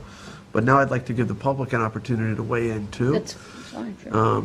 So- We need a draft, though, of these, Yeah. we need a draft relative to these discussions before we set the public hearing. Yes. Sure. Yeah, well, you can circulate the draft, but I'd like to introduce the resolution. yeah, but gonna make I wanna changes. see We're gonna make the data changes that now with the informs our TDRs. decision has to be, Yeah. yeah. So Yeah, So then after you get that to us, then we can. this is resolution. probably the least complicated and fairest method for fair housing, for township. If we want to add back the income, the house prices, I don't know how that would work. Yeah. yeah, so, Because it is, you do want to drive them to those areas that are less populated and, not but again, that Or is, producing that is, affordable it's housing. It's just, not legal. yeah, and we've looked at so Yeah. many ways to do that. I mean, there's certain Yeah. school district where the enrollment is plummeting. We're seeing it, really drop, Sag Harbor and Bridgehampton. In the middle schools and moving towards high schools. It would be drop. great to figure out, when you have an area where every house sells for over $1 million, it's really hard for that next generation to start, to come into that area. And so you're seeing it with the loss of kids, and that's really happening throughout New York State, and particularly on Long well, Island. we're losing We're population. losing population Period, to so. other more affordable areas, so. But we can't really figure out a mechanism. We tried. I thought I had one. Yeah, But to try to address the concern about the fair housing issue. And I Okay. do think this law is actually, in some ways, is more equitable, because before, the affordability provision only kicked in for lots under 3/4 of an acre. It still kind of said that if you have a large lot, you don't have to be affordable. That wasn't really fair. That was sort of discriminatory against people with smaller lots, saying, oh, Right. your rent can't be over a certain price, but if you have a bigger lot, you can charge whatever you want for Yeah, rent. so this was. This, in a way, addresses an inherent, inequity in the old approach. Exactly. Well, by making without, it that without all- limiting the the entire- tenant, right, without limiting the tenant's income. So, I mean, we struggled with this. It's been a long, as you know, a long Yeah. work in process, and. How to massage this, yeah. Yeah. I mean, So, Kara's done a I lot of think- research, so Yeah. we And I all, appreciate that. I didn't realize this was going to be so complicated. I know. I think at the end of the day, we have a fairly elegant solution. Hopefully. We're moving the minimum lot size down a little bit, but we're creating an affordability provision and several capping mechanisms. Right. Well, that's how we Sounds looked good. at it, because when we looked at the existing law, and we said, well, it already says, for people that work in the town, kind of in its own way. It already said the parking. It already set the limits, 2-bedroom, owner occupied. Everything was already in there. Right. The only thing that we were trying to do was have more of them and make sure they're People take affordable. advantage- You said you had So- 12,000 lots that are currently eligible for accessory apartments, and 400 of them have taken advantage of it. It doesn't really surprise me, because people who tend to have larger lots, they may not need that extra income from that accessory apartment. And that was the struggle. They might not need it. They might not be year-round people, because you have a requirement that it's year-round. You know, they might be summer homes, and maybe they want more privacy and they don't need that Yeah, extra, yeah. you know, that extra income, whereas somebody on a half-acre lot, you know, trying to put their kids through college or whatever, might need a little help. Well, and I And- think your point is well taken, because it's a lot of different groups that have an advantage, either somebody on fixed income or, but we haven't really talked about our businesses that, you know, I brought up earlier, is about seasonal rentals and how we're going to deal with that, because it serves our business community, which is important to Yeah. be able to provide that labor. And, you know, that's got to be part of this solution as well. Well, At that's some what point. I makes know it- that won't solve it here, Yeah. but we need to, you know, that's something we really So need to we're look at. going to work on the resolution. I will introduce it. If anybody wants to co-sponsor, I'd certainly welcome co-sponsorships. But can we get what the draft? Yeah, oh, yeah. Oh, absolutely, yeah. yes, Yeah. for sure.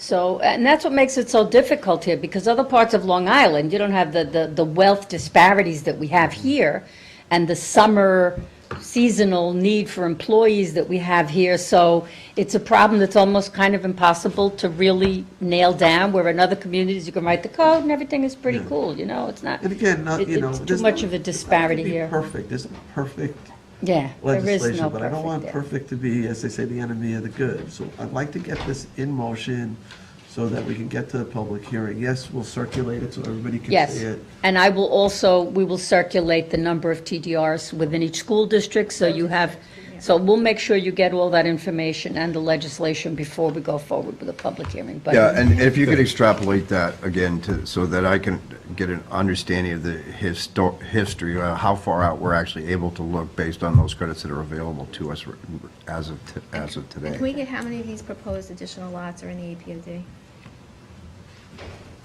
How many are where? In the APOD? My guess would be 2/3.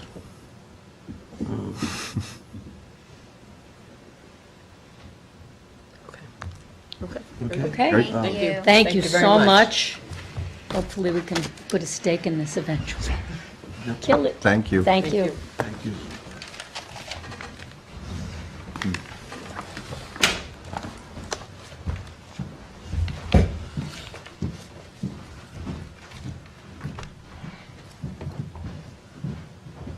I don't think it's going to be as much as you think in the APOD, just because they're smaller lots. The APOD tends to have larger lots. I think it's roughly 1,000, but I just want to get an accurate number.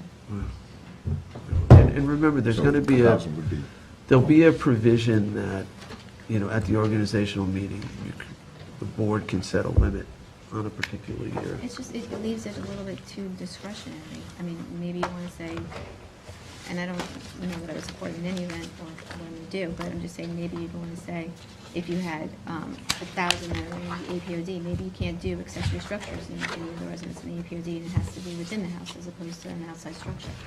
Possible, or Additional maybe we can require advanced wastewater. if We there's a- require it already. Not necessarily. If you're going to put an accessory structure, we already require it.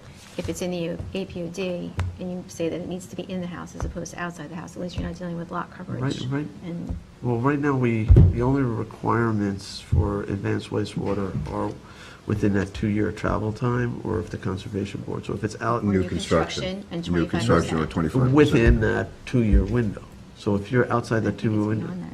no, it's No. not. It What? has to Left be. in the 2 It years. has to be within that 2-year travel time window. We're- So yeah, you but could- it's we're gonna gonna change it. expand. I know, but the current, I get that, but the Okay. current so you I could. know, but if you know it's coming, you're going to have to address it. You need to Talking consider about it. the Aquifer Protection Overlay District, which I know has been a very But we debated don't- issue at this table, so I would think you'd So, want to. but let's say you're within that 2-year window and you are putting in an accessory apartment, it doesn't necessarily right now trigger the advanced wastewater. If it's within the existing dwelling, you're not expanding the footprint, I don't believe it would. No, trigger it You would want it definitely, to. it would, based on the Department of Health. Right. Well, if the Because health department if you add requires. another They're going bedroom, to. they will, Right. because we have no No, control but you over know, what they you might be do. reducing bedroom. You might take a 5-bedroom house and now you're creating a 1-bedroom apartment and a portion of it and maybe a 2-bedroom. You actually may have less bedrooms. It's still based on flow from bedrooms. That's their criteria.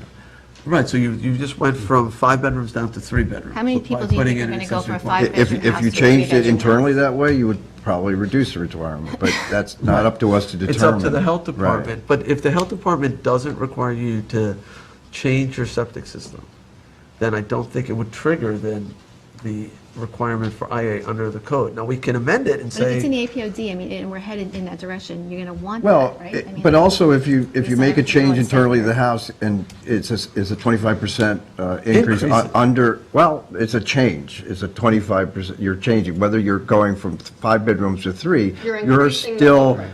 you're still, no, well, you're not increasing the No. footprint, but you are making 25% a change Renovation. It with it. triggers. I mean, that's a think it's- question for, that's 25% Is that a expansion yes of the habitable no? space.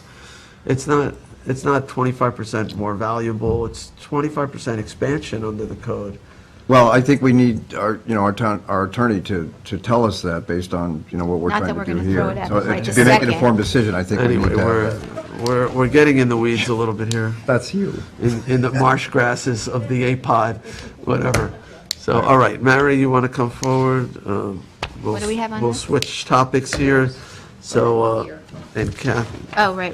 Kathleen Murray, You know what, I think you're right, because we did do the You do? amendment to make that change. Yeah, I do. We The did do- amendment that said basements were okay Right. to be finished as long as they don't trigger, they were meant for benign spaces, as long as they don't trigger approval from the health department. Right. But if And you're adding a adding bathroom bedrooms or. and bathrooms, Right, that's going to trigger the that's gonna health trigger the department. health department. Yeah. right, that would be considered a 25% Yes, expansion. and then you have a If new converted IA your basement system into an apartment. Yes, it was meant But for we didn't talk about playrooms reducing that. and- What if you went from 4 bedrooms to 2 bedrooms, or whatever? No, that That's our law could, code. but let's say you're, That doesn't- no, that's that- exactly what may happen. So you have an empty nester, the kids are all, wait, let me finish. So you have, let's say a 5-bedroom realistic. But the house. health It's not department. No, it is, The okay. health I'm department's gonna not take- going to let you reduce that, Jay. If it's a, they count Because it go back. They count offices as bedrooms, so if you have an office with a closet, that's counted in the health department as a bedroom. So let me just, no, under our code, so under our IA system, let's say I have a 5-bedroom house in the 2-year window. My kids have gone off to college, I'm living by myself, I don't need 5 bedrooms, I want to put an accessory apartment. So I want to convert a portion of the main living space that's already occupied into an apartment. I'm going to go on my side, I'll have 2 bedrooms in my side, and I'll have 1 bedroom in the other. I just took a 5-bedroom house, and now it's a And what about the 3-bedroom bathroom? house. Am I required to do an IA system? Are you going to share a bathroom? No, we're going to have the 2 bathrooms, but that's Okay, not so- how the health department does it. So if the health department says, you know what, your septic system is fine, and I haven't expanded the livable area of my house, I don't think it triggers the requirement that I put an IA system in.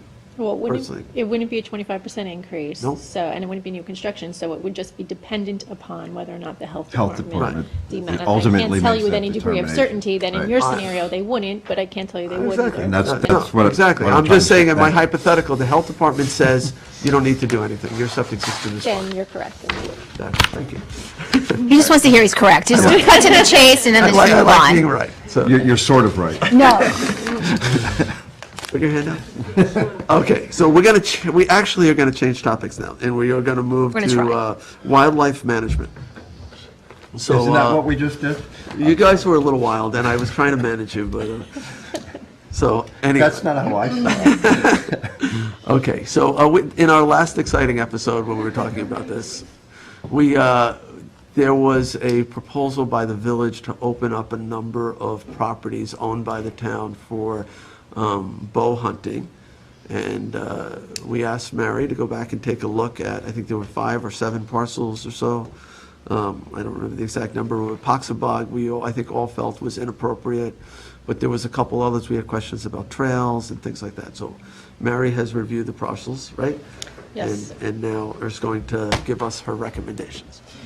Well, to clarify, I believe the village would like to enter an agreement with you, and then thereby enter an agreement with an individual to help manage the deer population in the village. So they've identified Not town-owned, the deer population. the deer population. There's the town population. Freudian slip. We're not allowing that. Not yet, we're not there Not doing yet. that. So, yeah, we went back and took a careful look again at these parcels. The area outlined in light blue is along Pine Greenbelt. As I indicated, these 2 parcels are located within the Greenbelt, and that management plan does not permit hunting. In fact, we intend to post this one next to it is CPF, and we just haven't gotten a chance to post it yet, so these. So we allow no hunting in the Greenbelt? That's right. The Long Pond Greenbelt? Okay, Right. and so the village was asking to allow hunting on those two, so you're saying we should not? Correct. Okay. And then we move over here to, this is a target area called Sag Woods, which includes the golf course, which you just discussed that would, I think that's active inappropriate. recreational use there would be appropriate. So these two parcels up here that are park, town open space, they're not CPF, but these two pieces in Sag Woods would be appropriate. Okay. Of course, the hunters have to abide by the regulations, 150 feet from any homes, but you've got two homes here. Where's but the it's- Town Line Barbecue? Is that, oh, it's Here. way up, okay. So So then the final parcel is. How, can you just go back, there's a 150-foot setback to the property line or to the house itself? The structure. To the structures. So, Yeah. so it would then, So this would, it would allow, I mean, that 150 setback wouldn't render the entire No, this is- woodlands unavailable? there's plenty of room here. There's for plenty of room, hunting. okay. And then the final parcel is this fee title farmland that's owned and managed by CPF, which is next to the Town Line Barbecue. We actually own that? We actually own it in fee Oh. title, and we license it to a farmer to farm the property. So as last week, Councilwoman Scalera. I learn something new every day here, so. I think that was appropriate. I believe you said it was like shooting fish in a barrel. Plus, you have the restaurant here. You Yeah, have, I mean, that's what active, concerned me. There's, Public/commercial use. and it's on Montauk Highway, I mean, it's right there. It's on Montauk Highway and Town Line, yeah. Um, And it's being actively farmed right now, it Yes, looks like. well, yes. Well, it's probably, though, it's probably a lot of deer on it. It's a big lawn. Probably. Like at dusk and dawn. So if your goal is to reduce the deer population, that's probably one way to do it. But yeah, the deer, is it typical that you have bow hunting on farmland? It just seems like I'm not a hunter, but it doesn't seem like it would be very challenging, you know? I don't know the answer to that. I think the goal is deer management Yeah. Yeah, rather than a sporting venture. right, so it would meet the deer management goal. That's what the village, I assume, wants. Why don't we just start with the two parcels and see how it goes? It just seems the other one's so visible and wide open. Has the farmer been contacted? Do they have any thoughts on? No, but I would assume the farmer would most likely be supportive. Yeah, because actually. Yeah, 'cause public it's a Well, crops. deer season is off-season for farming, that's why I asked to be left at fallow, or there's no, we have no winter crops, so it would not impact his ability to farm, certainly. I think they have winter rye on it, right? Oh, do they? That's what, okay, that, It's usually a cover crop. yeah. It's- That's why the deer would be Do we, there, I would do we assume. know, I don't know if there's hunters on the board, but do you typically go onto farmland to hunt deer? Or is that an unusual thing? I don't know. I'm not a hunter. It would be interesting. I know to it's a get deer some- management issue. It's a deer management issue. They would also, all of the owners within 150 feet of this property would have to be noticed, and they would have to agree to it. They actually have a veto on it. I think, Any house you within know, the area. I'm having ethical issues on Around all this the, one. around the entire property line? Any and property other- that's being hunted. Oh, the owner, but not the surrounding property too? The owner and the surrounding The properties abutting have to property agree. owners. It's very difficult to get pieces of land for that. I I can't mean, I imagine Town Line understand that this Barbecue's is a gonna say, deer "Yeah, sure." management program. There are a lot of ways to manage deer, you know.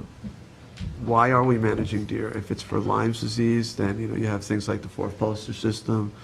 If it's population, crop damage, and traffic safety, you could do a sterilization program. There's lots of different ways to handle it. I'm having some ethical issues about hunting on the farmland, the same sort of issue that you brought up. It just seems like it's not fair to the animal to be such an open target. You know, at least, you know, in the woodland, there's some cover, and I don't know, it just doesn't seem right. Doesn't seem like in the spirit of, you know, hunting, and not that I'm a hunter. I guess I would prefer to not include the farmland and just do the two woodland pieces. Personally, we could hear from other people on it. If they want to come in maybe and talk to us about that. I know there are groups that are concerned about wildlife and, the ethical treatment of wildlife. Let's go down. Julie, what's your thoughts here? I think that maybe starting with the two that seem more appropriate, and I know that we're into bow hunting season already, and it goes till, December 31st? But, yeah, I'd like to hear more on, again, I'm not a hunter, don't know anything about hunting. I know it's for management, but the two properties sound fine to me. The third one, let's see if we can find out any more information. Yeah, and even if it's strictly about management, bow hunting, is that Translator's coming. is that the least painful way to kill a deer, or I don't even want to get into the. Just holding the edge down. I don't really know much about it. To state the obvious, these aren't the only two properties. The village has, on its own, sought relationships with private property owners throughout the village. So we're not limiting the program to these two properties. And if there are farmers or others that are privately owned, the village is actively, as I understand it, through the town clerk, seeking privately owned properties on which they could exercise the So the village may formation. be allowing bow hunting on farmland Pardon? Yeah, They may. be doing it They may. already. as part of this program. As part of their program. They're only asking us, can they extend their program to a suggested number of parcels? And what I'm hearing from Mary and some of the board members is that the two wooded areas would be appropriate and comfortable at this point to add to the already, whatever degree the program They is might being actually implemented. have permission to bow hunt on the farmland next to this art piece. Well, these abut already, right? The ones over here, they abut their current village, because I think we'd spoken about that last time. What they're currently allowing, that on properties, those two actually abut that, what they've allowed. Did I understand that correctly? All right, so, Do we know? I'm What not their, sure I where their, understood your question, John. where the village I have no actually has idea. their program? I really don't know. They won't. Because I think we asked the question last time, we asked that question, do these properties abut currently used deer management sites? we don't know. All right. Well, let's finish. So Christine, do you have a thought? Well, I'm comfortable with the two wooded pieces. My concern with the piece up by the highway wasn't so much my concern for the deer, although I'm somewhat sympathetic. But it was really more of a concern about the fact that it's right next to a restaurant that is pretty popular, and it's right on Montauk Highway. So it just didn't seem to me to be something that would lend itself to that kind of a program. But the two in the back, I have no issue with. Okay, John? Yeah, I'm with you too. And Tommy John? A couple of thoughts. First of all, there's probably more food for deer in the agricultural and residential areas than there are in the woods. And I think that's an important point that we need to note. We actually feed the deer with our But not at plantings. Town Line Barbecue. Not at Town Line Barbecue, They but can't- that's pretty They good. need to get reservations. It's too bad. They're vegetarians. And I also have to applaud the Village of Sagaponic for tackling this issue. They're putting up new legislation in regard to deer fencing within the village boundaries, because some applications were brought to the village to fence in agricultural reserves, and we know there's been some issues with that as well. So, they're working on this, and it's not easy.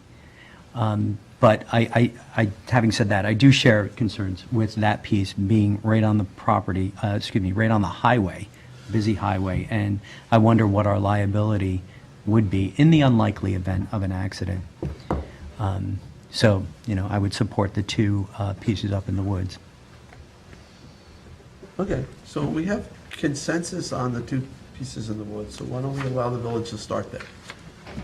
And nix all the others for now. And to be clear, you're not providing an exclusive use to the village or who they're contracting with. If a town resident shows up to bow hunt here, they'll self-regulate like they do anywhere else, if there's other folks there hunting, right? Yeah. All right? Thanks. Yeah, that was a good- Thank you, Mary. One last question. Is the village planning on extending their hunting season? Slings and arrows. That's to your knowledge. Not that we're aware of. Don't they have to follow the EC regulations that ended at December 31st? December 31st. They can. Contract that would be I know other limited villages have, the, with I permission. think it's January 31st. Yeah, the contract that the IMA would say as ending January 31st, which is the end of the hunting season. Okay. All right. Did you say stuff in the slings and arrows? Yeah, we've been too? trading fun. Arms, darts. We wanted to put a Barbs, bow on it. arrows. They coincide. Trying to put a bow on it. Ah, And I was all a quiver with. I don't even know how you come up with all these. It was quivering. All right. I'll Like time hundreds. to step away from the table. Okay. Thanks. Thank So- you. You just need Sunday. Where's Sunday? Every which way but Sunday.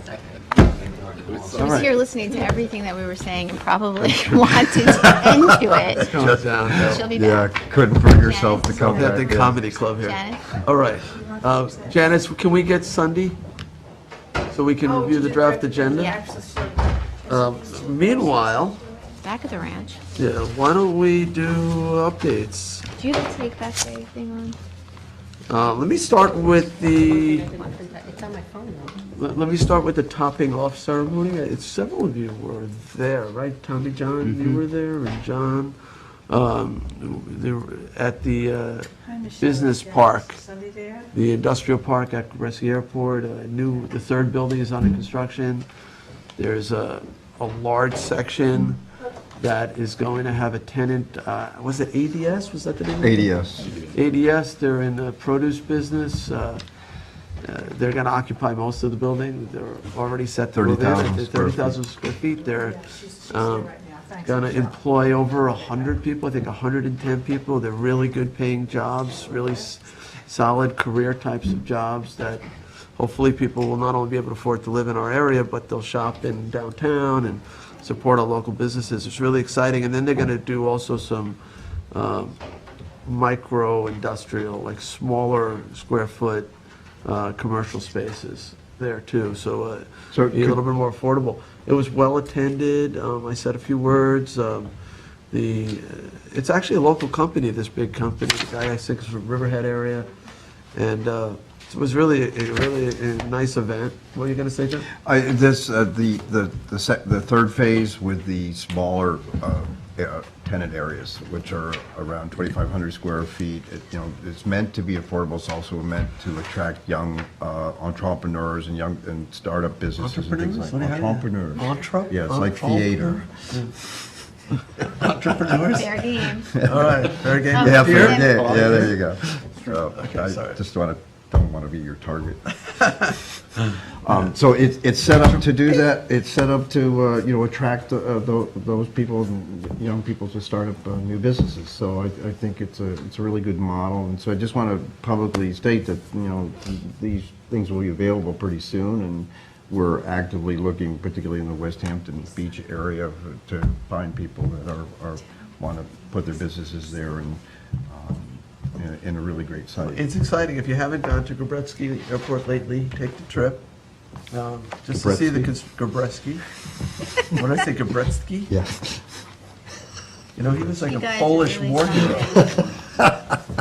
Gabreski. Tommy John, what's the history behind Gabreski? Do you know he was a I don't know. He's a Polish war hero, fought in, I think, World War II on our side. I don't know. So Oh, boy. Yes. anybody know? Far afield. Anyway, we'll find out.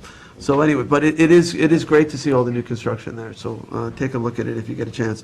All right, I'll hold off for a moment on updates because Sunday is here now. Let's go to reviewing the draft agenda. This is for our meeting, October 23rd, here at Town Hall. It's an evening meeting, 6 p.m. And we have 5 public hearings, the first of which is to consider acquiring lands under the name of Bodian in West Hampton Beach. This would be a CPF acquisition. The second hearing is to consider acquiring property located at 20 Shinnecock Road in Hampton Bays. The third public hearing is, let me just stop for a second. So that second public hearing, that 20 Shinnecock Road is the Bel Air Motel. That's not a CPF acquisition, but a community development CDA acquisition. It would be basically a hold until we were able to work with the community, develop a new commercial plan to keep it on the tax rolls, and then auction it to a builder. The third one is a public hearing on acquisition of a restrictive use easement and historic preservation easement on property located at 90 Main Street, Sag Harbor. So this is the Sag Harbor Cinema. This would be to acquire the facade easement, the affordability easement, and the commercial use rights to that property. The fourth public hearing is to consider any increases proposed in the maximum amount to be expended annually in the town of Southampton special districts. And the fifth public hearing is on the preliminary budget for next year, for 2019. Okay, then we get to resolutions, the first of which is offered by Councilwoman Scalera. Resolution 30351 authorizes the supervisor to sign a contract extension for window decals and permits with Dry Dock Decal Corp., DBA Ride-In Decal. 30357 authorizes the supervisor to sign authorization for the Department of the Army for Tiana Bayside Beach. The next one, 30352, would authorize me as supervisor to execute a contract, 2019 contract extension with Aquarius Capital Company to provide actuarial services to the town. The next one, 30355, authorizes the supervisor to execute a contract with Assure Software, Inc. for time and attendance project. ID 30270, a co-sponsor with Councilwoman Lofstad, to authorize the supervisor to sign a First Amendment to a lease agreement with New York SMSA Limited Partnership doing business as Verizon Wireless for cell tower located at 110 Old Riverhead Road in Hampton Bays. Right, so that's an existing Yeah, it's just an extension of an existing system. lease, and there's a provision for a increase, I think, after a certain number of years in In the contract. All right, 30320 is a resolution authorizing the purchase of a 2019 Ford F-150 XL. And then 30311 amends the 18 adopted budget for various departments. 30301 amends 2018 waste management fee schedule. So that one you should be aware of because, would kick in this calendar year. We are, as you probably know, seeing more and more brush starting to come to our facility as other facilities are not taking this material, and we're expecting to see an increased load.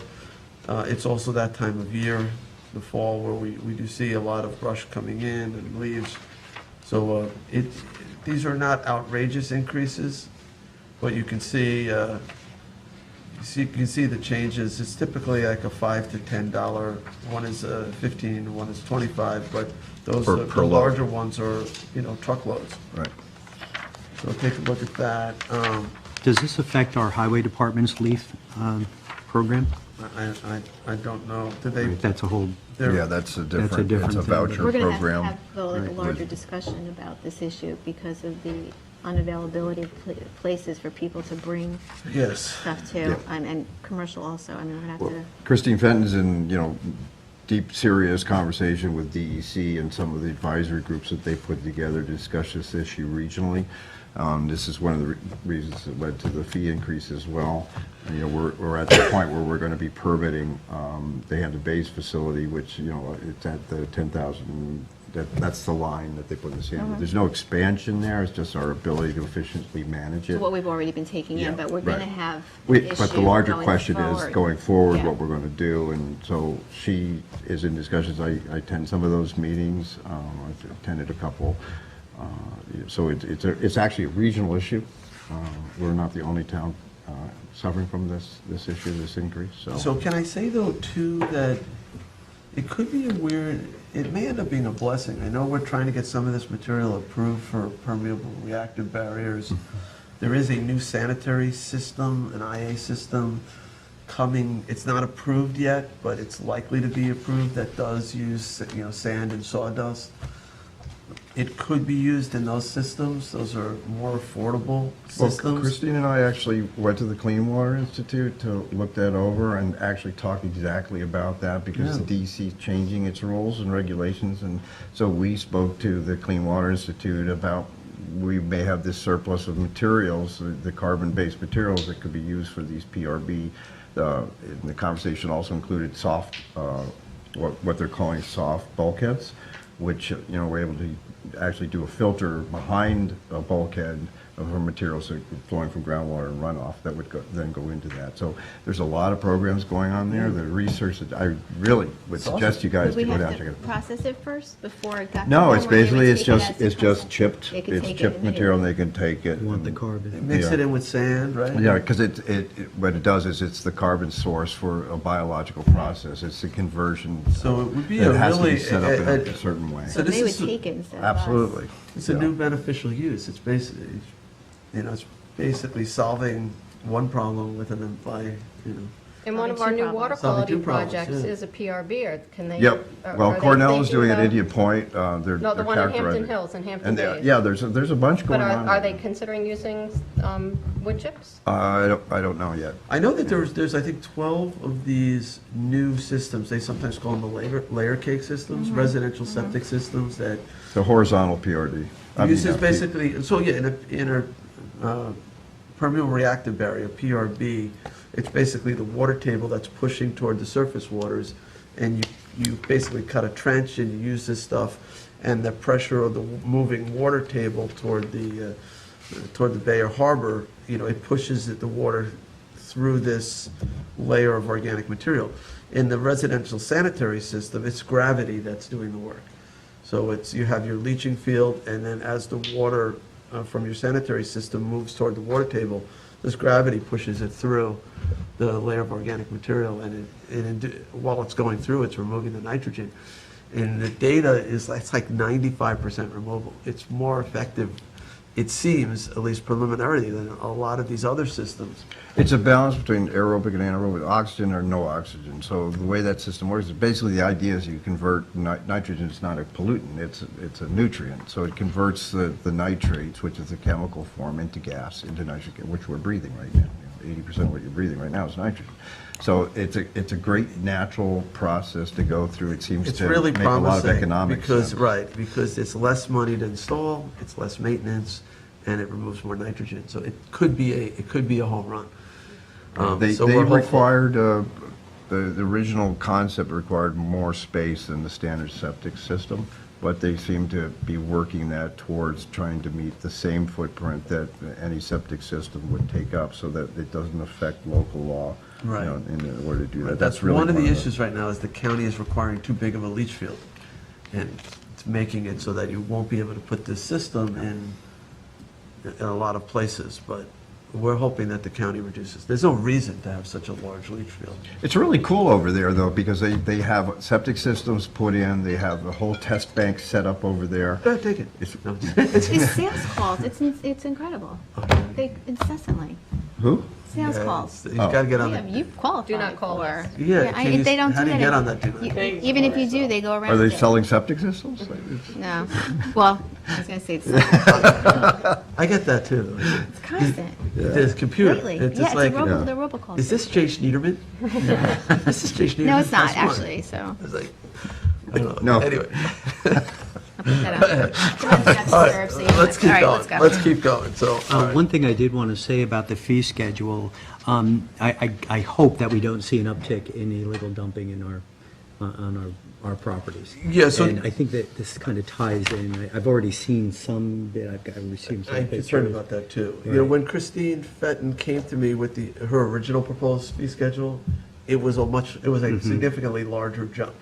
And that was my concern too, that jumping up could lead people to end up putting it in the woods. This does seem reasonable, I think it's reasonable for, three large garbage 30-gallon cans of brush. It goes from $5 for the 3 cans to $10. I hope that's not, enough of a jump that will cause people to not use our facility. I think the dumping is going to be an issue, though, with all these places not able to take anymore. I mean, think that's so. going to inevitably be what we need to talk about. Yeah, and it's a bigger issue, too. Right, Whether it's a we regional post-process or pre-process, and, where it comes from, the kind of chain of custody on that, that's also an issue, the mixing of some of these materials with other Don't we have a materials. that may period not where we be. allow So people to it's bring it a, in for no charge? Yes, Yeah. November definitely a lot of 16th. attention to Alex be does. put on this. Right. Yeah.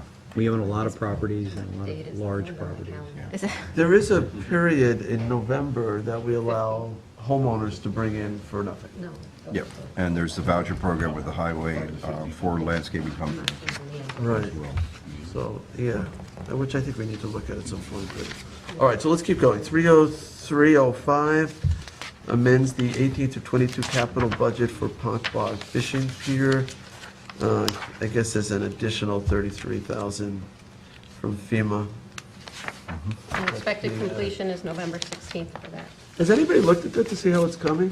Coming good. Is it? It's good. It's getting a little cold to do the underwater ribbon cutting, though. Oh, no, Just to you let said you were know. going to do Yeah, well, it. we- You tied yourselves He in. brought it up. Water's still warm. I have a hot water suit. I don't know what you This is have. like the warmest time of year. In the All right, water. let's continue. The water's warmer than the air. 30308 amends the 2018-2022 capital budget for Water District wellhead treatment for plant number 1. 30309 authorizes expenditure from town police restricted account. 30076. So that last one is for equipment from that, I guess that's from a donation that we received. So for over $100,000 in donations that the police department has received, which is, it's amazing. A lot of it was from, I guess, that Blue Dream event that the Greek church held. But that's great that they're moving forward with purchasing equipment. 30076, authorized transfer from Eloise. Eloise Obrecht, restricted account. You think I would know how to say Eloise? You didn't. You waited. read all You those books. hesitated. I, you know. I actually got there. I was waiting for you. Eloise was a character. I know that, but you hesitated. Yes. And so a local illustrator, actually. You've been known to botch up a name. Hillary something was the guy's name who drew the Eloise books. So Eloise Obrecht, restricted account to senior services program expenses. 30285. What is that, Did you want just to by the talk way, about so that? the Eloise Obrecht restricted account, that was the estate, Who donated? right, Very gracious. Yeah. 23,000. I love Well, that. she donated more. That's the portion that's being transferred. Right, that's really amazing that she did that. All right, all right, go ahead, Christine, I'll yield the floor. It's authorization. To continue. 30285 is an authorization of various vendors at the Southampton Animal Shelter, Meowie Christmas and Happy Holidays. Do I have to say? Party? Party. Party. Really? It's the party. Can you read the name of the event again? Yes, please. The Meowie Christmas and Happy Holidays Party. No, happy, what kind of day? Happy Oh, holidays. holidays. Party, P-A-W-T-Y. Howley, party, Poetic license. party, it's like, is that a Brooklyn accent or no? P-A-W-T-Y. It's being spelled P-A-W, yeah, it's not an accent, it's P-A-W-T-Y. Party. It's a party. Meowie Christmas and happy, It's a little Boston. It's a How little did you Boston. read this? Little Boston. no, party. they couldn't figure out how to, make Christmas animal pun too, or no? Okay, and that's going to be held on December 8th of 2018. All right. At the Animal You know, Quickly turning the page. yeah, we're having fun, right? 30316, authorize Community Preservation Fund tax refund pursuant to the first-time home buyer's exemption for Jessica and Christopher Talmadge. 30349, accepts resignation of a heavy equipment operator in the Highway Department. 30284, appoints John Matthews to Automotive Mechanic 5 position in Municipal Works Waste Management Division. ID 30325, approval for Southampton Youth Court members to attend the 2018 Youth Court Member Symposium. 30353, notice of public hearing for 2019 fire protection contracts. 30322, notice of public hearing to consider accepting a grant of open space in connection with the subdivision map of Sag Hill, formerly known as Michael Bennett, Bridgehampton. 30189, amends the Town of Southampton Community Preservation Project Plan and CPF Management and Stewardship Plan to include the Bodian properties, West Hampton Beach, and authorized acquisition. So that's subject to that public hearing. 30138 authorizes acquisition of a restrictive use easement and historic preservation easement on property located at 90 Main Street, Sag Harbor, and amends the Community Preservation Project Plan and CPF Management and Stewardship Plan to include that property. And I welcome co-sponsors on that one. That's gonna, I'd like to co-sponsor that. can we add Councilman Schiavone? Of course, we have to have the public hearing before we can approve it, but Certainly. Okay. Town Board Resolution ID 30289 to recall and amend Town Board Resolution 218-454 road review application for Blair Kathleen Gaza, Suffolk County Tax Map 900-354-3-30, Situate and West Hampton is accepted. Town Board Resolution 20237 road review application for Pacelli Parikh, Suffolk County Tax Map 900-30-1-32.2, situated Bridgehampton is accepted. Town Board Resolution 30326, coordinate lead agency for the purposes of SECRA for the adoption of the Town of Southampton Solid Waste Management Plan update. all right, does anybody have any questions on anything that's on the agenda? I don't see anything else, Janice, right? We have Is there, add-ons. oh, there are add-ons? Yep. Have your red folder. Oh, have one wow, the red. All right, there are a few more, two more. All right, I've got the first one is, this is 30358, authorizes the monies from the North Sea Beach Colony Beach Erosion Control District to be reallocated back to the general fund. So I guess there's 2,527.42 left. Good. So I guess that's good. And then, go ahead. 30359 appoints Thea Fry to the Airport Noise Advisory Committee. Okay, so that's it. So any questions about any of that? We'll add that to the packet. All right, that's great. So Sunday, you can take that and run with it. Thank you. Thank you, Sonny. We'll do just that. All right, so let's go back to updates. I guess I think I covered the industrial park event. So let's, I was able to attend, a few of you were there at the Riverside Trail. I got there late. I think some of you were there for the whole meeting. John, were you there? Yes. Tommy John? Yeah. Well, was anybody else there? So this is that Maritime Trail. I'm not really sure why it's called Maritime Trail, but we hired Aris Designs to work with us in the community. So they presented their, I guess this is phase 2. They've met with the community before. There's basically 3 access points to the water. One is for kayak launching, one is for observation deck, and a third for fishing. And there's a trail that's kind of a connector trail that goes, hopefully as other properties get developed, as you head toward the circle, like toward the McDonald's, that there'll be trail connections along the waterfront there. And there's a parking lot. I was actually surprised by how many spaces are proposed, the 60-car parking lot. And they are proposing a comfort station. That was new to me too, because, it costs money, but probably if you're gonna have 60 cars, you probably do need a comfort station. So I you guys were there for more of the meeting than I Yeah, was. it was, it's a what was- 50% concept presentation, so, it's very early on. It was an opportunity to sort of describe concepts to the public locally, and it was accompanied by, I thought, was a very thorough survey of the community in the area. And it was actually really telling. So they're trying to match what people thought that should be in this area versus the concept, and it sort of matched. In some areas, there was a little miss, particularly on the fishing pier. I think was one of they were proposing a floating dock for fishing that had actually come out of the public as something that was really wanted.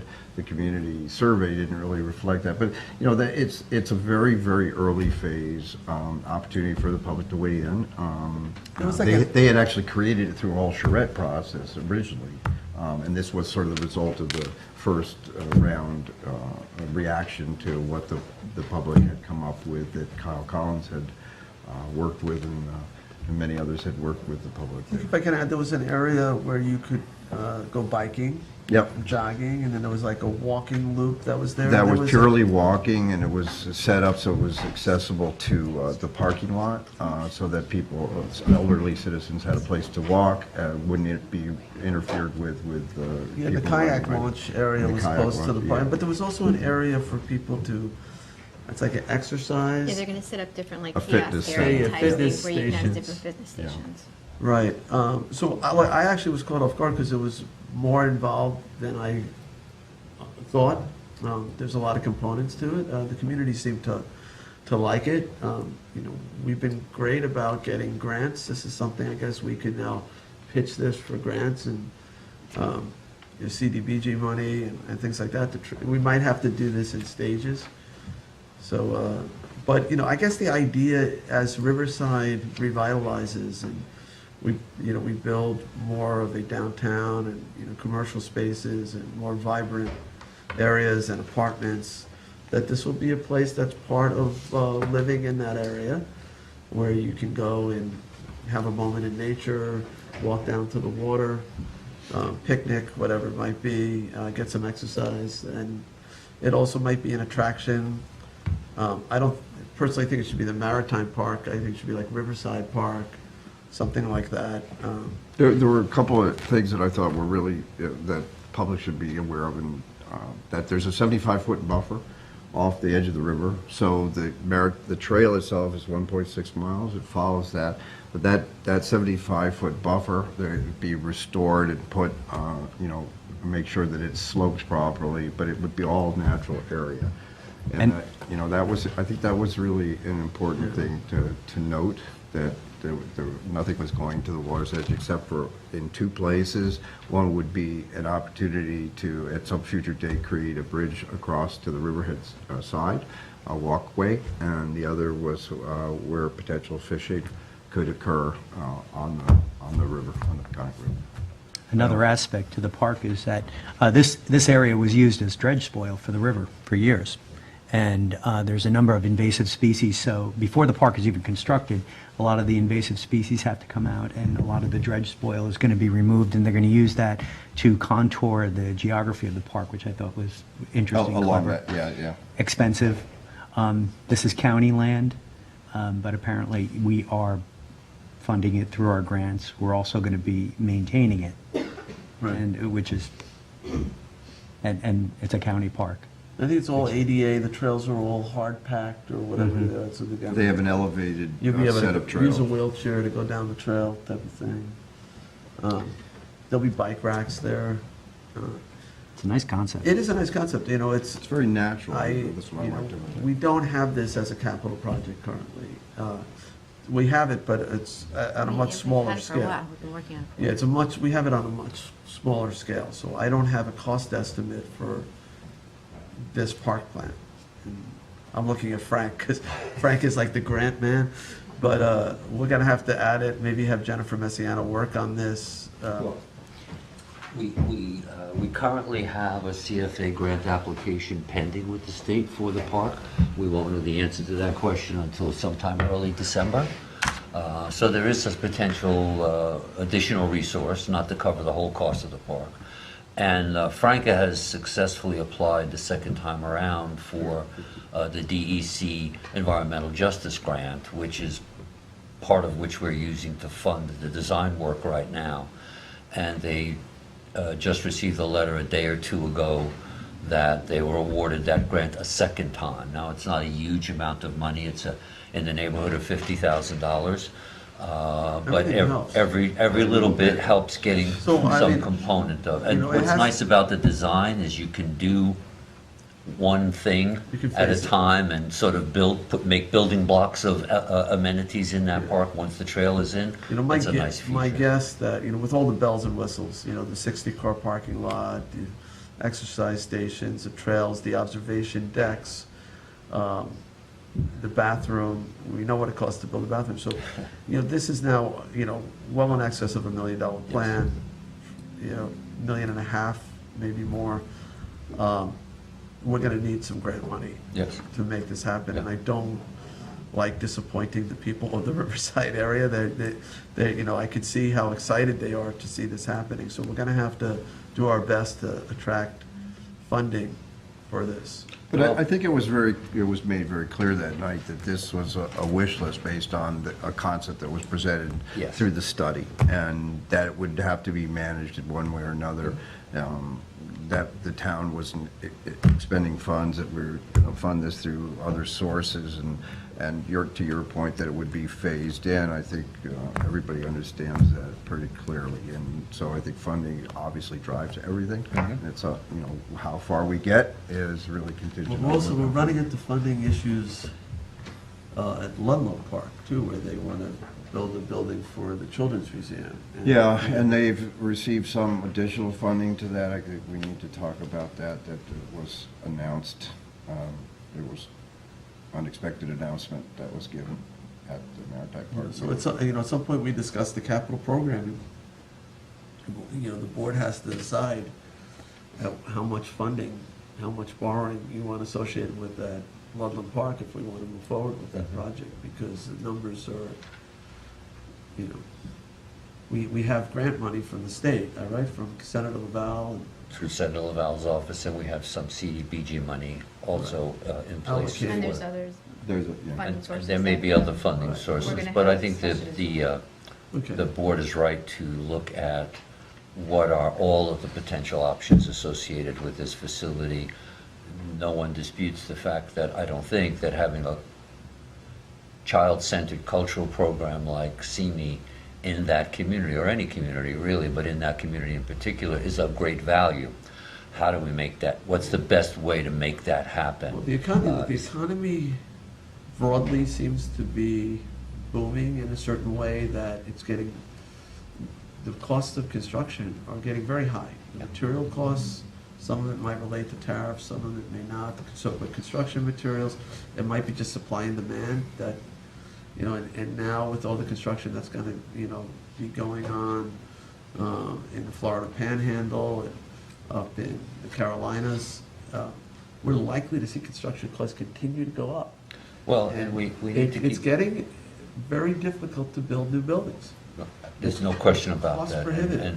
And that's sometimes hard to translate to those who are not in government and don't understand some of the constraints that we have in terms of Wick's Law and, you know, prevailing wage conditions and so forth. But But we're starting to see, Frank, that, you know, in some cases, we can buy the land with a building on it for less money than it costs to put that building up on our land. in some cases, you're absolutely right, Jay, where that opportunity provides, and we don't, I don't think any board member is forgetting the fact, maybe some who weren't that familiar with it, when the town board created the RAP and the arrangement with Renaissance Downtown, part of the opportunity they get by being associated with the town is to develop properties and amenities in such a way that they're advantageous to the community. So, which would include perhaps maybe creating some community space, maybe contributing to some elements in a recreational component like the park. We're getting closer to where that developer will have those opportunities, and we have likewise some opportunities as they see opportunities, and we need to pursue those when the time comes. And it's good to have plans in place for a park and for that purpose. Yeah, better to have it, that's why they're called plans, right? Right. You know, you Well, know. these are called 50% concept plans. Right. That's less No, than a plan. they're doing a very good job. Thank you. Yeah. Frank. Thanks. You're welcome. Frank, I just want to mention the work session on November. The one in Riverside, yeah. So Janice is reminding me, November 16th, I think it's the 15th, 15th. Thursday. our next, I think it's a 90% completion, will be part of a work session for the board, and that will be in Riverside as well, in the Crohan Center. It'll be a 6 o'clock meeting. On the Merritt. And the one last night, or I have another Monday, question, so don't go anywhere. was videoed, and it will be up, if it's not up today, it'll be up very shortly on CTV, so members of the community who haven't seen it could go there, as is the slide presentation done by the landscape architect. That's available on the website. That's mostly what that meeting was. Yeah, and you can go through it at your own pace. It's Frank, can I have a seat, because I have one more question. Oh, you almost made it. My coffee's getting cold. Can you update the board on the groundwater contamination issues in the Damascus Road landfill area, so that they're all aware of some of the newer information? Yes. I did send to board members a couple of days back, particularly as it relates to what we've always referred to here as the Damascus site, and the neighborhood that was defined by the health department and the DEC that was impacted by that site. The board has provided services to that community, drinking water and so forth, with bottled water, where the results are in. We had very little reason for high levels of concern. There were only 2 properties that were above the HAL level. Both of those properties have been provided with POET systems at the expense of the DEC. That's point of entry system. That's nothing to do with poetry.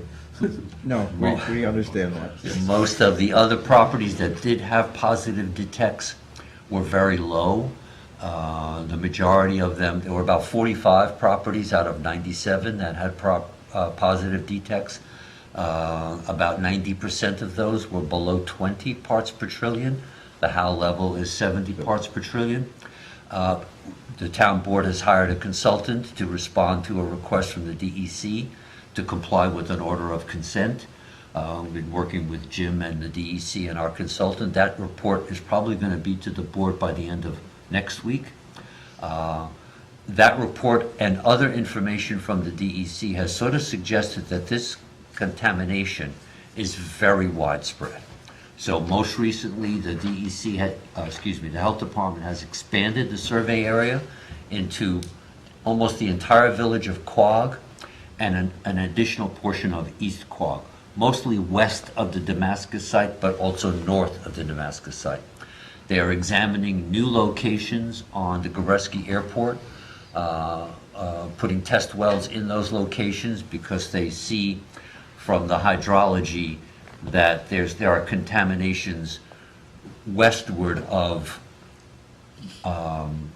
Damascus and slightly south and westward of Gabreski Airport, suggesting that water doesn't generally flow that way. A little bit north of Damascus. And north of Damascus as well. So in the East Quogue area. Yeah. And then pretty much all of the village of Quogue, except for Dune Road. That's correct. Is in the new study area. They are not asking us in any way to provide bottled water. Yeah, they've noticed all of the residents by mail and by door knocking. They are providing the bottled drinking water.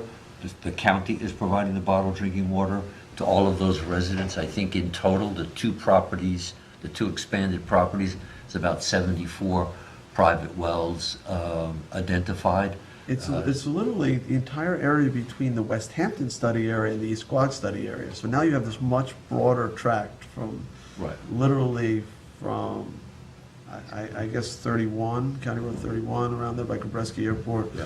all the way over, to that point in East Quogue. Which would kind of coincide with what we were seeing in terms of a pattern that didn't Now, one thing, and necessarily represent the I waterfront. don't know if it's public, but I'll make it public. So they had a detect at Gabreski Airport at the site of the old kennel. There was a kennel club there that was actually higher concentrations of PFAS than at Damascus Road landfill. And Damascus Road landfill had a high hit initially, though the last testing was lower. Was lower than their initial, still high, but Still lower high, than the but initial. Was- It had dropped by like 50%. Yeah, it was like 440, 500, as opposed to 11,000. Right. The one at the kennel was, I think, 17,000. 17,000. Parts per trillion. So we don't know if we have multiple sites or if there's a larger contamination site that's creating both of the two problems.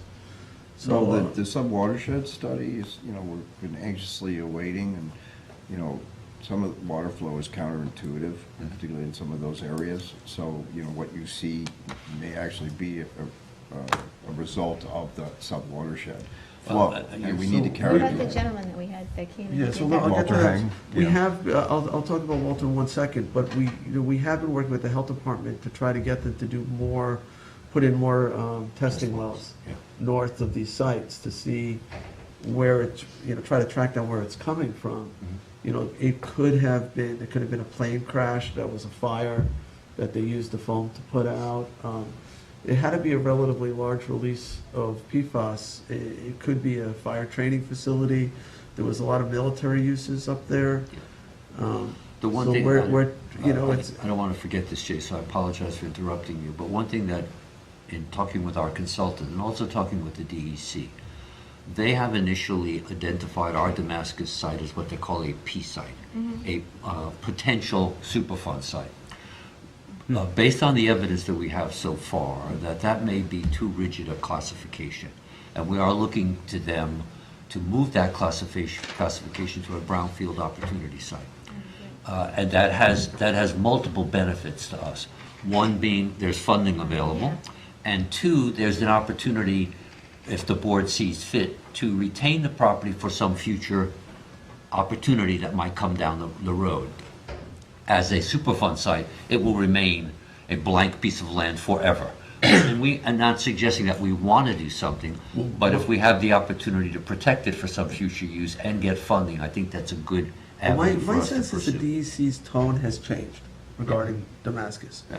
When they first had this hit, they were like, basically pointing the finger at that as the source. And now I think that there's been this other hit, they're beginning to think that there might be a different source. Yeah. And I think they're pulling back a little bit. We're still gonna do the investigation Yeah. that we've started, but it may not be Damascus Road that's causing the problems, or it may be a contributing element, we don't know. I did talk to one firefighter who was very familiar with that area, and although there was fire training, he doesn't believe they used any foam there. It was just, the foam was really expensive, and it's not something they routinely, that's not a site where they put out oil fires. So it's possible that it's not the problem, that site. In terms of Walter Hanks, Toxics Targeting, Walter Hanks Company, did give us a proposal to do a full data review of the entire town of Southampton, help us prioritize where we look. It was higher than we initially thought. Instead of 25,000, it came in at 40,000. It had other elements to it. It's an enormous set of data. Can that come out of water quality from Well, CPF? well, hold on, because my last conversation with Walter, if you remember, we did retain, I think it's Paul Napoli's Yes, firm, yes. to file an action potentially against the manufacturers of PFAS, PFOA. And right now, we're trying to see if, since this data work analysis could potentially be part of that suit, that if it could be paid for through the law firm. So we might not have to pay anything or a smaller portion of it. So I'm waiting to hear back whether that's something that they're going to cover. So hang in there. And meanwhile, we have this information about this site at Gabreski, the Kennel Club, that may be pointing towards something, maybe taking some of the pressure off the town, in the sense that this may not be, as much. We may get help from the state, we may get help from the county in trying to figure this one out. Well, there's a long history there that really needs to be looked at over time since pre-World War II. There's, there's been a lot of history in there, and, Yeah, Well, and if I could. and, we might get help from the federal government. Not always an federal- opportunity to federal share. side. One other thing that just occurred to me that I think the board should be aware of, in the Damascus area, we've had, and probably some board members have had residents call and talk about their ability to get access to public water through the Suffolk County Water Authority. As it turns out, that neighborhood is riddled with mains already. And there are only about 45 residents of the 90 or so that are currently on public, 118 or so who are on public wells, who don't already have access. Private wells, thank you. Who don't already have access to public water. The Suffolk County Water Authority has given us a list of residents who, if they chose to, there is a water main on their street. So I'm encouraging the Suffolk County Water Authority, it's their job, to reach out to those community members to say, if you're concerned about getting to public water, it is already available to you. This is the process that you would have to comport with in order to get to public And water. we're working with Suffolk County Water Authority too, on a grant application to get mains in where there aren't mains in. For those remaining 40 or so people who currently don't have access. Significant grant money. East Hampton got almost $10 million of it. There's a large fund that's been set up by the state, and we're gonna apply. Yep. And the Water Authority worked with East Hampton Town. They Right. jointly applied for that. Yeah, the application is due mid-January, but it's important, and I'm saying it here because hopefully people will hear it, that there are people in that community who I don't think realize that they have access to public water on their street. We're going to ask the Suffolk County Water Authority to communicate with them directly in whatever process they use. Great. Make sure they know that it's there, and if you're really concerned and you want access, you could have that. There are steps that they have to take, but the tool is there for, unlike our neighbors to the east in East Hampton, where none of the people in the areas that were impacted by this contamination had access to public water. Zero. Well, we'd had this discussion before relative to people who, the original program, when water was first being distributed, the system was being created, that some people opted in, some people opted out, because as I recall, a long time ago, I think it was LA Water, where the mains would come up to a point, and then you were given the option as a resident to tie into it or not, as most people were on private wells at that point. Right. So that, that's an issue there, that's one of the reasons I suspect why those mains were there, that there's a group of people who, at that time, and Chose that was not many, to. many years ago. Yeah, I'm sure and many of ownerships them were have probably changed. summer homes, and they felt, for the 3 months that I'm there during the summer, Right. I can deal with it. Yep. And I get that, but now that's changed, that demographic has changed. There But were it's, people, I'm sort of one of them in my house in Montauk, where I'm just now going onto public water, where I kind of like the idea of, being able to provide my own water, fill my pool, not have to deal with, having to pay when I'm not there to some entity, and not having to have chlorine in the water. But now, with all the groundwater contamination issues, I highly recommend to everyone Yeah. that they get on public water, because it is, it's tested so frequently, and it's, and It's it tested has for a the- lot more, and it too. has the filtration where it's needed, and I wish I could say that we live in a time where, go ahead, put a private well in, but I highly advise everybody out there to go to public water, sure. because we've had too many issues with groundwater contamination. And we're starting to see, as in so many areas related to water quality, the consequence today of acts that took place 40, 50, 60 years ago. And now those acts are starting to deliver their consequences and Yeah. becoming more and more So, common. It's a shame that we're at a point where I feel like I need to advise people to go out to public water. Yeah. That you Yeah, but- can't rely on our aquifer because of all those contaminants, and we did so much to protect that aquifer, preserve that aquifer, keep it clean, and we're finding all these emergent contaminants, and I don't think we're done. Or, perchlorites, that's the next one that I think gonna be looking at this 1,4-dioxane issues. We had MTBE, now we've got PFOA and PFAS. It's really, it's really tragic.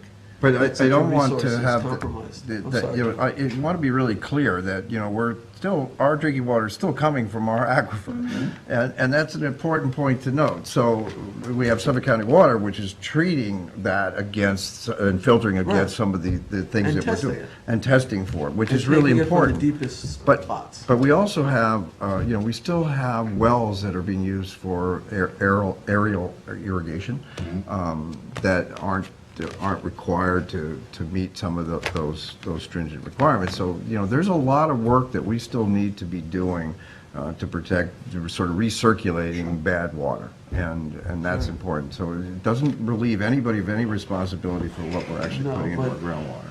But when you do have a private well, you tend to have neighbors and if somebody, empties their lawnmower gasoline onto their lawn or pours, whatever.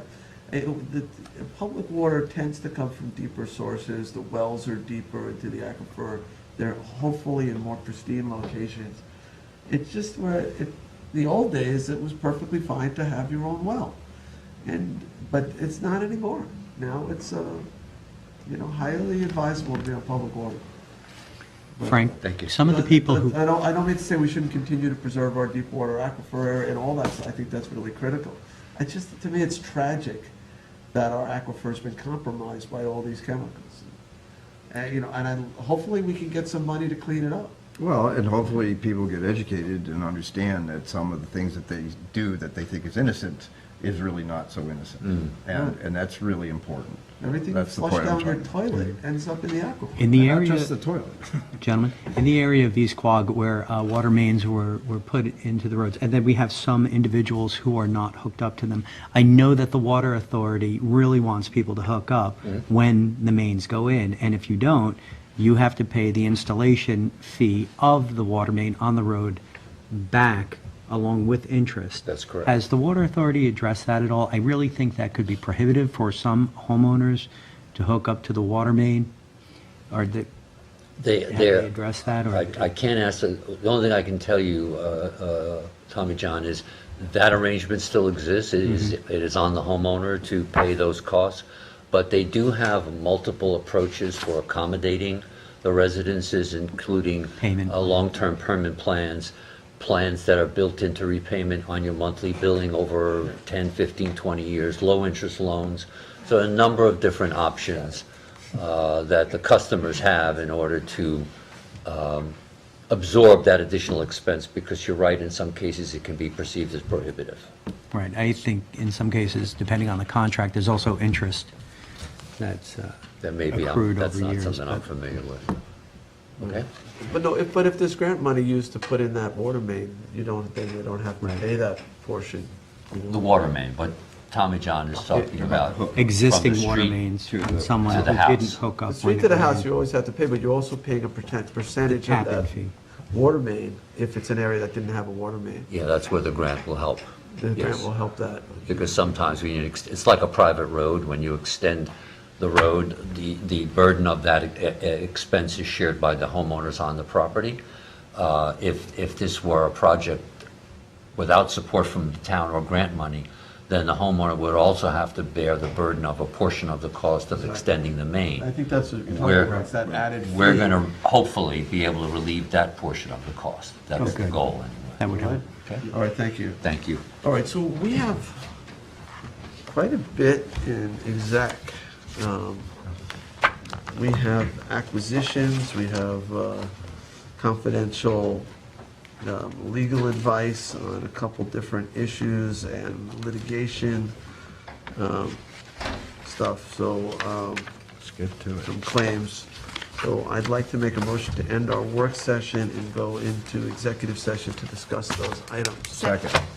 Seconded by Councilman Bouvier, all in favor? Aye. Aye.